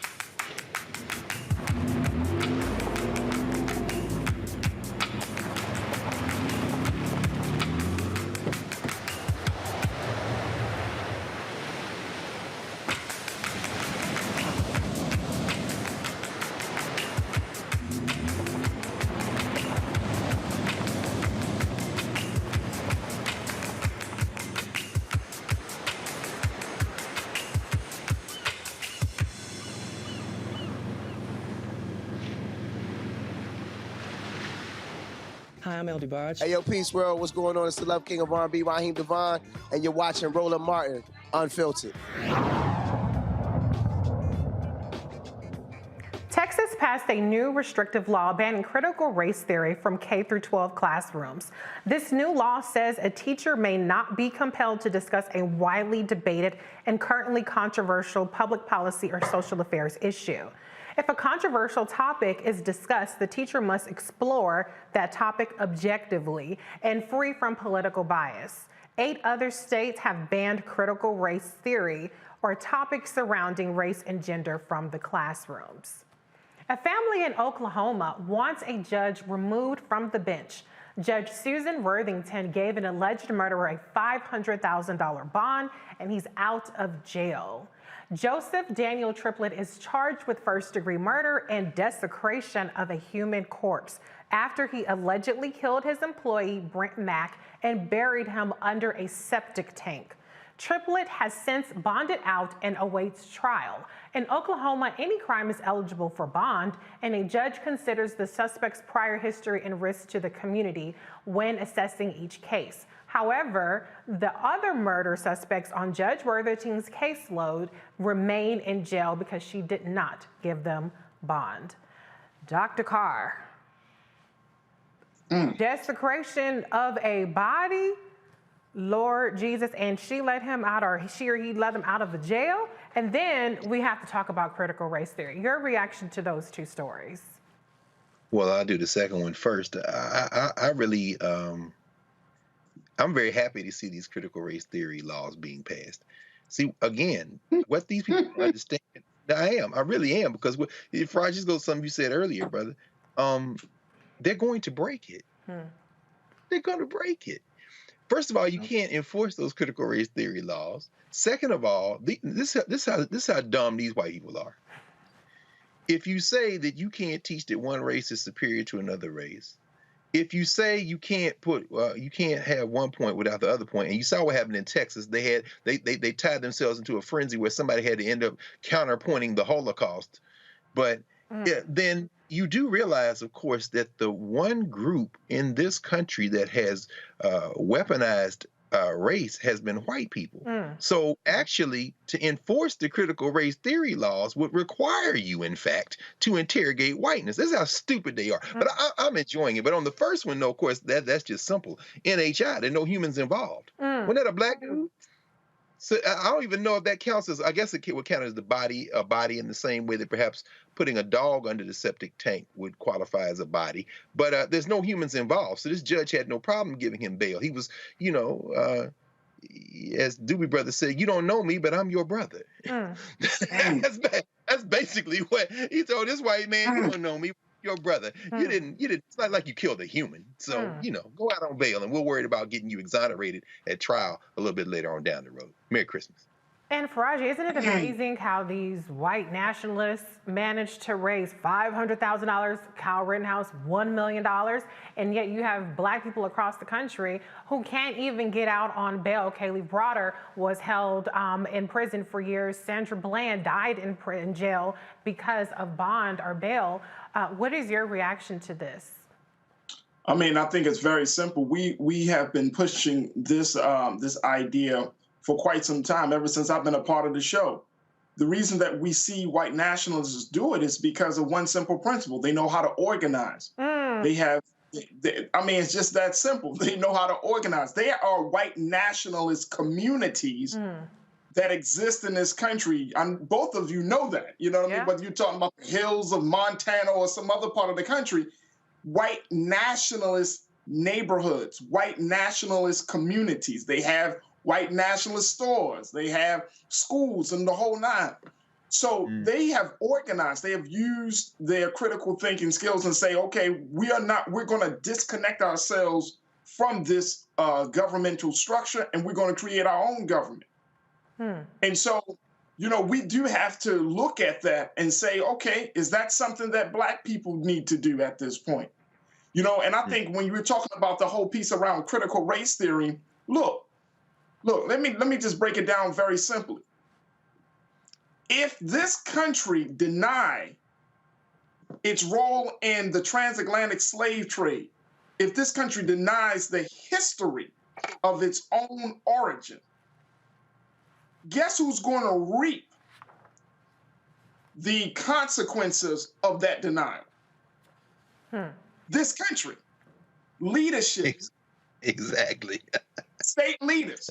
They're going to reap this. Now, look, let me just tell you, and Dr. Carr, I think you can attest to this. If you don't teach a people, whether you're talking about white or black, if you don't teach people real history, and you teach children, let's look at the babies. You teach children this very filtered, whitewashed, sanitized view of history that speaks to the noble attempts of the slave master to free and to rescue the black savages of Africa. If you teach white babies that, and then you think you're going to bring them up, now look at this, you're teaching that, while at the same time the country is becoming more diverse, the same time black people are becoming more aware, you are setting your people up for failure. They're going to run up against the wall of time and run up against the wall of change, and they're going to get their back broke. So you can play around and act like, oh, no, if we don't teach it, therefore it doesn't exist. When those white students leave, what do you think they're going to see when they go out into the world? Their minds are not going to be able to handle it. They're going to be like a Kyle Rittenhouse, or they're going to be like that devil that killed our people down in South Carolina in the church. I mean, you are setting your people up for disaster because truth frees the mind. When you lie to people, you create an imbalance in people's heads about themselves and about the world around them. Watch. This thing is going, like Dr. Carr, you said it, it's going to backfire. Trust and believe, it's going to backfire. And it's not going to backfire on Black people because we already been denied. We already know our history has been hidden and kept from us. White people going to feel this one. They're going to feel this one. Yeah. Well, make no mistake about it, these CRT laws, which is a pretext really for entrenching white nationalism into the curriculum, are not actually changing CRT because it was never taught at K through 12. But I think what's important is that we know, particularly Black people, as you point out, Faraz, you know that the onus is going to be on us that much more to make sure that our history is taught, and we cannot leave it up to the school system to do that. After the break, I have a special surprise for you. I've been teasing it all night. The Roland Martin Unfiltered family is going to want to see this right after the break on the Black Star Network. Betty is saving big holiday shopping at Amazon. So now, she's free to become Bear Hug Betty. Settle in, kids. You'll be there a while. Ooh, where you going? Y'all know who Roland Martin is. He got the ascot on, he do the news. It's fancy news. Keep it rolling. Right here. Rolling. Roland Martin. Right now. You are watching Roland Martin, Unfiltered. I mean, could it be any other way? Really? It's Roland Martin.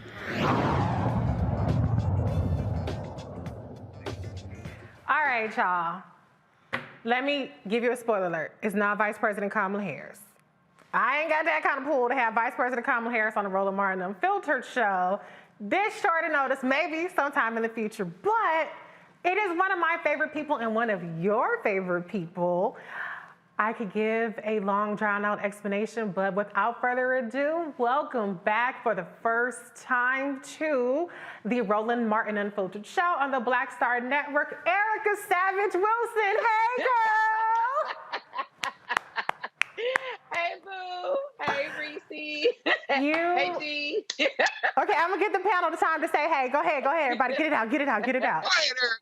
Yes, that was chef's kiss. That was so beautiful.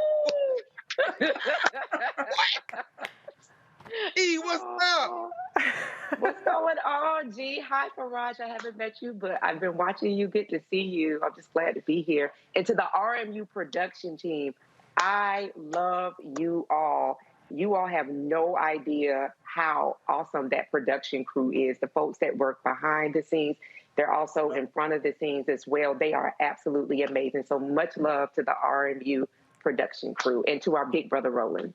Yes, Roland. The only thing missing is Roland. I'm sorry, Roland, if I stole your thunder, but I was like, I can't be on the Roland Martin Unfiltered show and be in this host chair without checking in with my sis, my girl, Erica. Erica, you look as beautiful, as amazing. I want you to tell the audience about what you're up to now. You've been produced our publishing medium pieces, as well as back in the swing of things with some IG Lives and some newsletters. So please let the audience know what you're up to.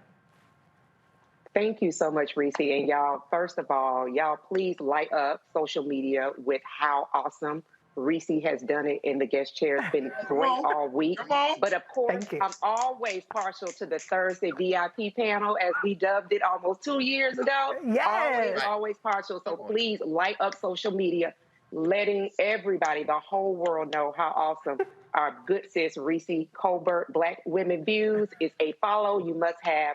I'm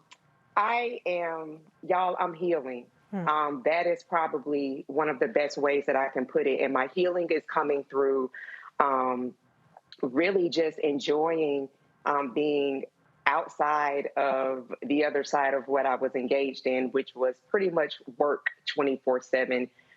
What I have been up to as of late is definitely a bunch of appointments still, but doing, as Reese noted, writings. I'm working on a piece now that I'm going to be sending out, hoping that it will be pitched. So USA Today, Blabbity, all of y'all look up. I'm going to be sending this piece to you all.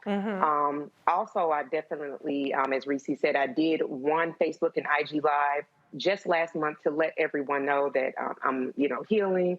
I'm still here, but I'm taking that very, very seriously. And as a result of that, one of my favorite people, my mentor, Dr. Avis Jones, the Weaver, who kicked off this week hosting And that very seat that Reese is occupying so wonderfully has really folded me in. And I will be launching a podcast, another podcast, January of 2022. This will be focused on what I'm working and what I've been really moving through my healing, which is the reframed brain. That is going to be the name of the podcast, the reframed brain. And what I have learned through this brain injury and through a myriad of other injuries that I've endured is that the thing that we are all connected by is this global pandemic trauma, that we are not to take lightly what we have been experiencing this pandemic, not just COVID-19 in and of itself, but the anxiety, the insomnia, the stressors, the worry. Reese talked about having a baby during the pandemic and the joy that she would have with having that room filled with friends and families and well wishes that was significantly reduced to her husband and her mother-in-law and her mother. There has been a real social impact that we are going to be experiencing here this next wave in 2022 and beyond. And so no one has to have a brain injury to understand that brain health is so very important. And so the Reframe Brain is really going to be bringing to the audience, not just letting you know that I'm a brain injury champion, but how we are all very much so included and connected by the trauma that we have experienced through this pandemic. And I want for people to be able to live a more intentional life, understanding that there's some things that you just don't have to endure.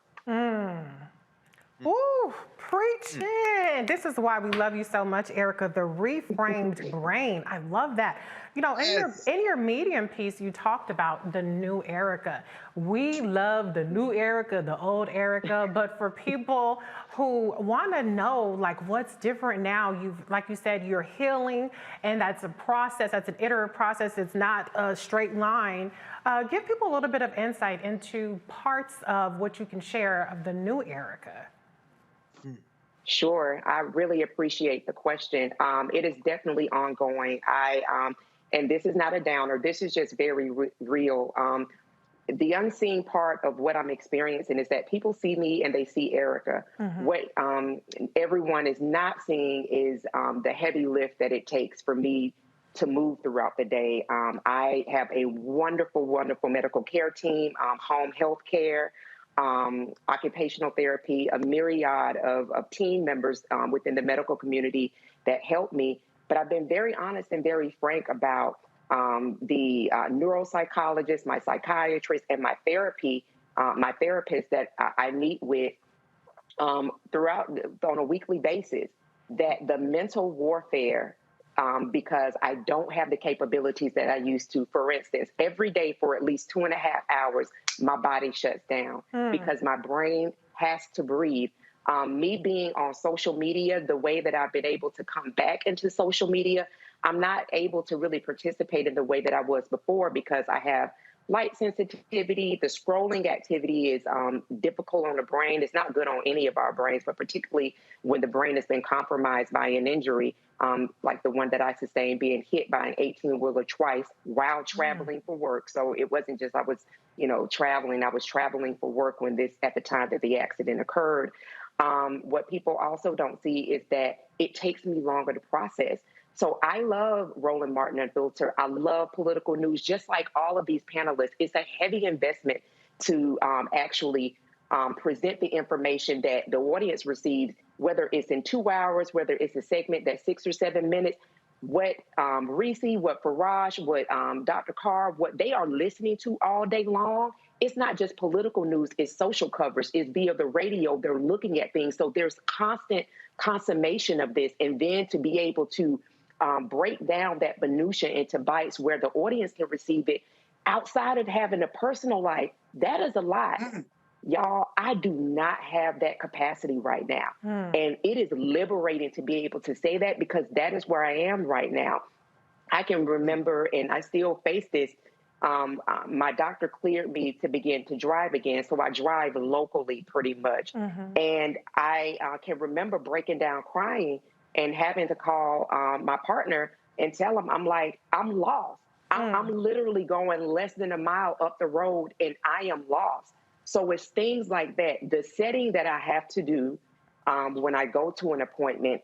And also, I'm so glad, Reese, you had Dr. Koontz on and you all had that great discussion around Black maternal health. When you think about what the expectation is for a woman, for a person, after they have given birth, after they have gone through a traumatic process, which birth is, it's not that easy. There is that whole snapback term, which I greatly despise. There is no snapback. I hate it too, sis. There is no snapping back. There is a hold adjustment because something is died, just like the way that we were in 2019 is no longer. That is the former. This is the new. How do I make that adjustment? Mind, body, and spirit. And so for Erica, these AirPods that I have in, this is my number one safety dynamic. If I do engage in the public, I have these on, right? Because it keeps me safe. I know that people aren't going to run up to me because I can't handle a bunch of humans at one time, no more than about 3 or 4 at one time. And then I'm also very aware of where I am, the exit, how long I'm going to be there, and then what my next stop, which is usually home. So there is a lot of rerouting that has happened.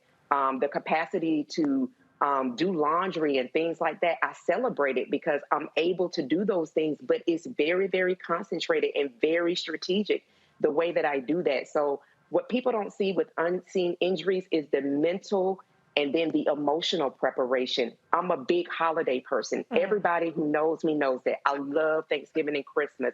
I literally had a mental crisis breaking things because it was just me and my partner at home. I couldn't tolerate being around my family because I still can't tolerate traveling outside of about a 10, 15-mile radius.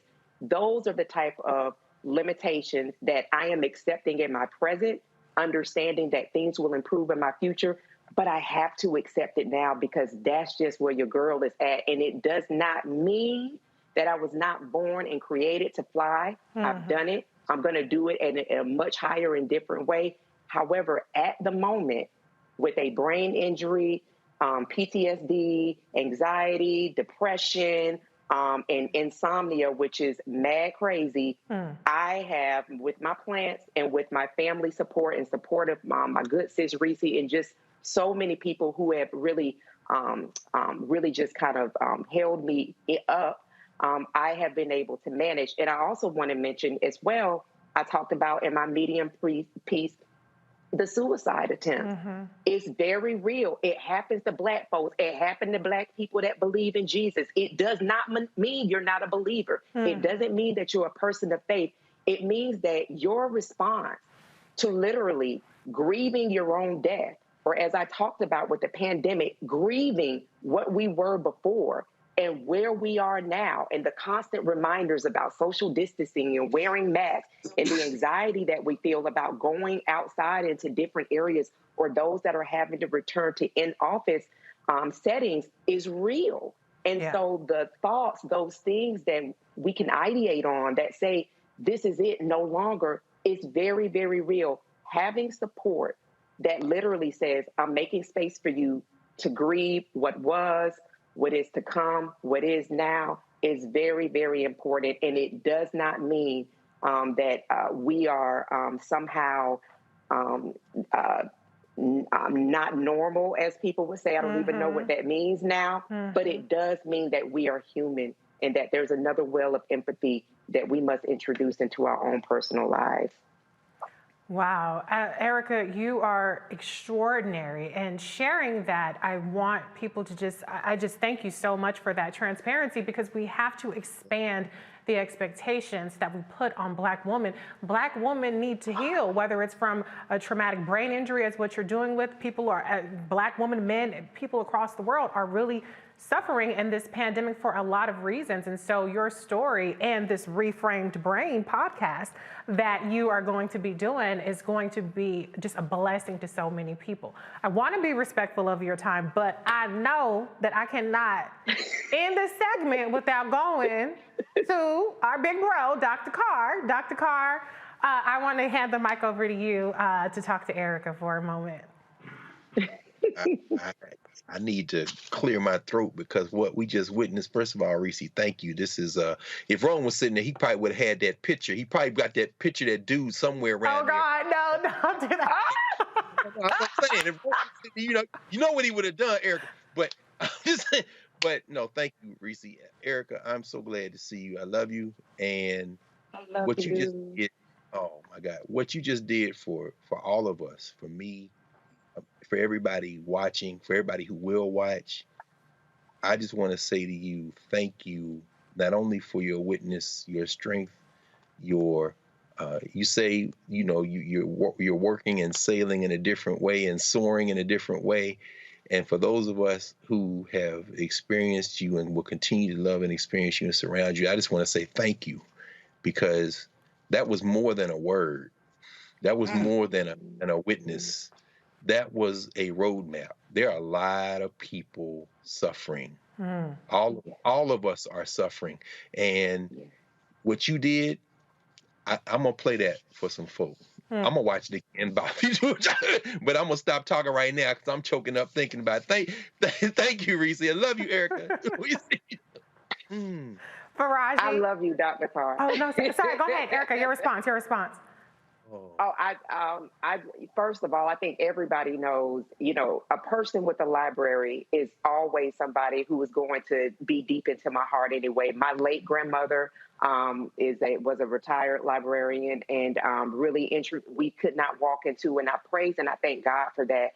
That as a young child, I have memories of walking to my grandparents' house, and there was a library about the wall. And so I always say that and brag on that about you, Dr. Carr, or excuse me, Greg, because it is something to have a person, a human, but a brother who is literally a walking library, a national treasure. I would say, not just in our community, in that Howard University is so blessed to have him, but literally in our nation, that the information that this audience gets is privy to every Thursday.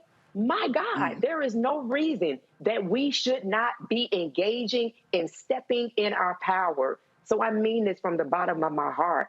Thank you, my brother. It was excellent that we were able to be in person and be in the studio and connect and laugh and talk and then text as well.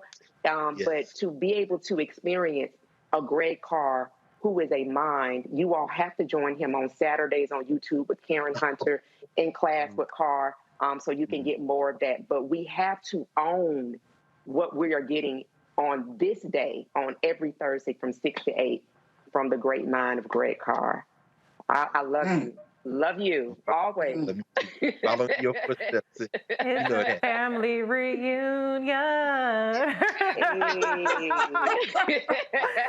Faraji, you stepped in to the great Erica Savage Wilson's shoes, so you get a word to, you know, your predecessor, and hopefully she'll be back at some point. But Faraji, a couple words.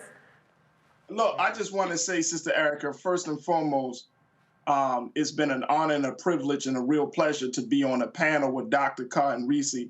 When they threw me in, I'm the new kid on the block. I saw people on YouTube and Facebook like, who the hell is he? Where's Eric? Tough crowd. Tough crowd. I was thinking to myself, oh boy.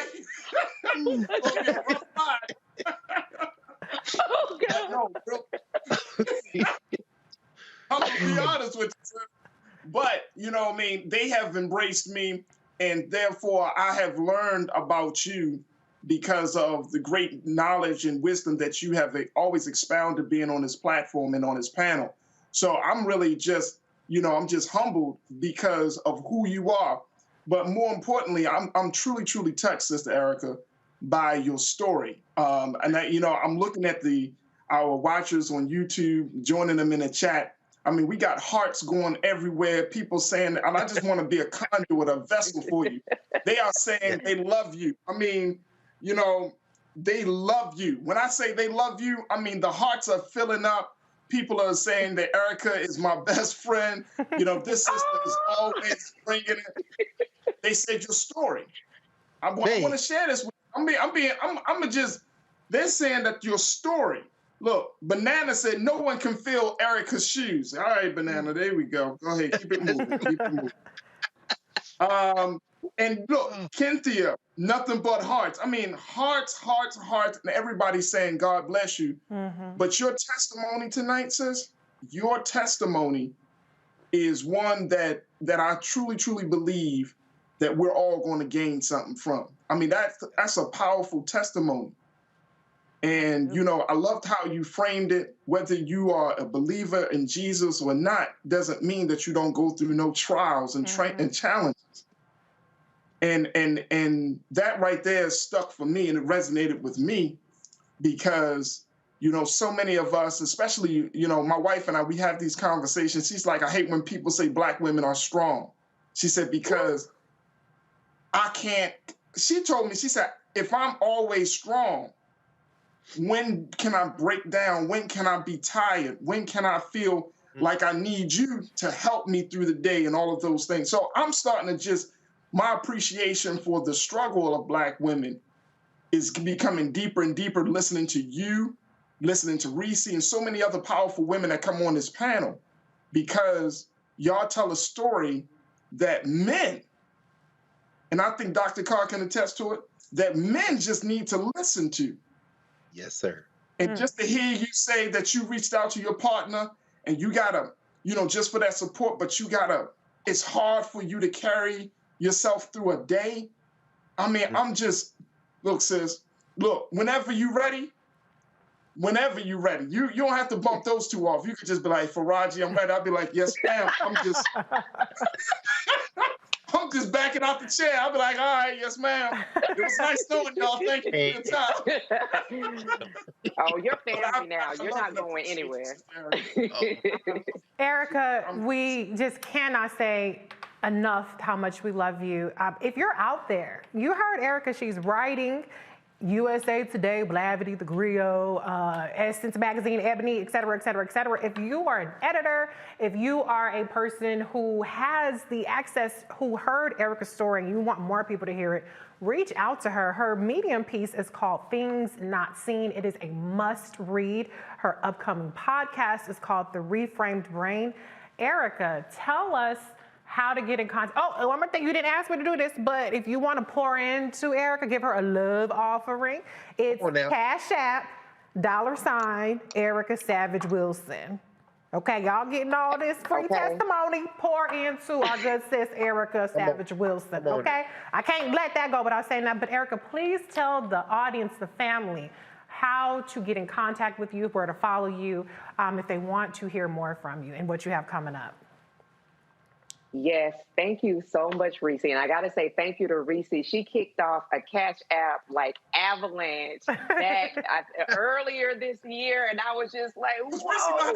So thank you. Let me tell you something. Do you understand who? And she should be getting paid for all of the work that she does for the disinformation and making sure that people stay off of Madam Vice President, our first Black woman. Vice President, first woman, okay? She ought to be getting paid for that. So thank you so much, sis, because I've not worked in 9 months and I'm not able to go back in that capacity for a myriad of issues. How you can get in touch with me and stay connected with me is at One Erica Savage. I'm on Twitter. I'm also on IG and Facebook. That way, there's a Linktree app. It takes you so you'll be able to see the Reframe Brain. The page is not up yet, but it's already landed. I also just created a TikTok account so that I'm going to be releasing short form content that way so people can understand more about the Reframe Brain and just understand how to engage people with unseen injuries, because again, we are all globally connected by trauma and by this serious pandemic event we've all experienced. So a lot of the things that I'm experiencing, or some of the things I'm experiencing, we have all experienced it collectively as well. So check me out on TikTok. I've not done a video just yet, but just created that this week, and it's at the Reframe Brain. And then, as always, comments that you leave in social media, if I have the ability to go through and respond, I will respond, but please see me there. And if you would love to engage with me in my writings, You can also go to that Linktree site, which is Linktree Erica Savage Wilson, and it's on my Twitter page, it's on my Instagram page, and for those of us that are still hanging out on Facebook, it's on Facebook as well. That way you'll be able to keep in touch with all things Erica Savage Wilson. And I am still making noise politically here and there. Yeah. I just released a newsletter, so when you go to Linktree, you can get subscribed on there as well if you want to get some of my power talks that I release twice a month through that. Well, Erica, you got to stick around for the closing moment because, you know, it's been a while. It's been a while. So thank you so much for joining us. Good, sis. That's it for us tonight. I want to thank my panel, the regular panel, Dr. Greg Carr from the Department of Afro-American Studies at Howard University, and radio TV host Faraji Mohammed. Thank you for, and Erica. Yes. We're taking it back, throwing it back with Erica. Right. We cannot wait to see more from you and the Reframed Brain. Thank you so much for being here.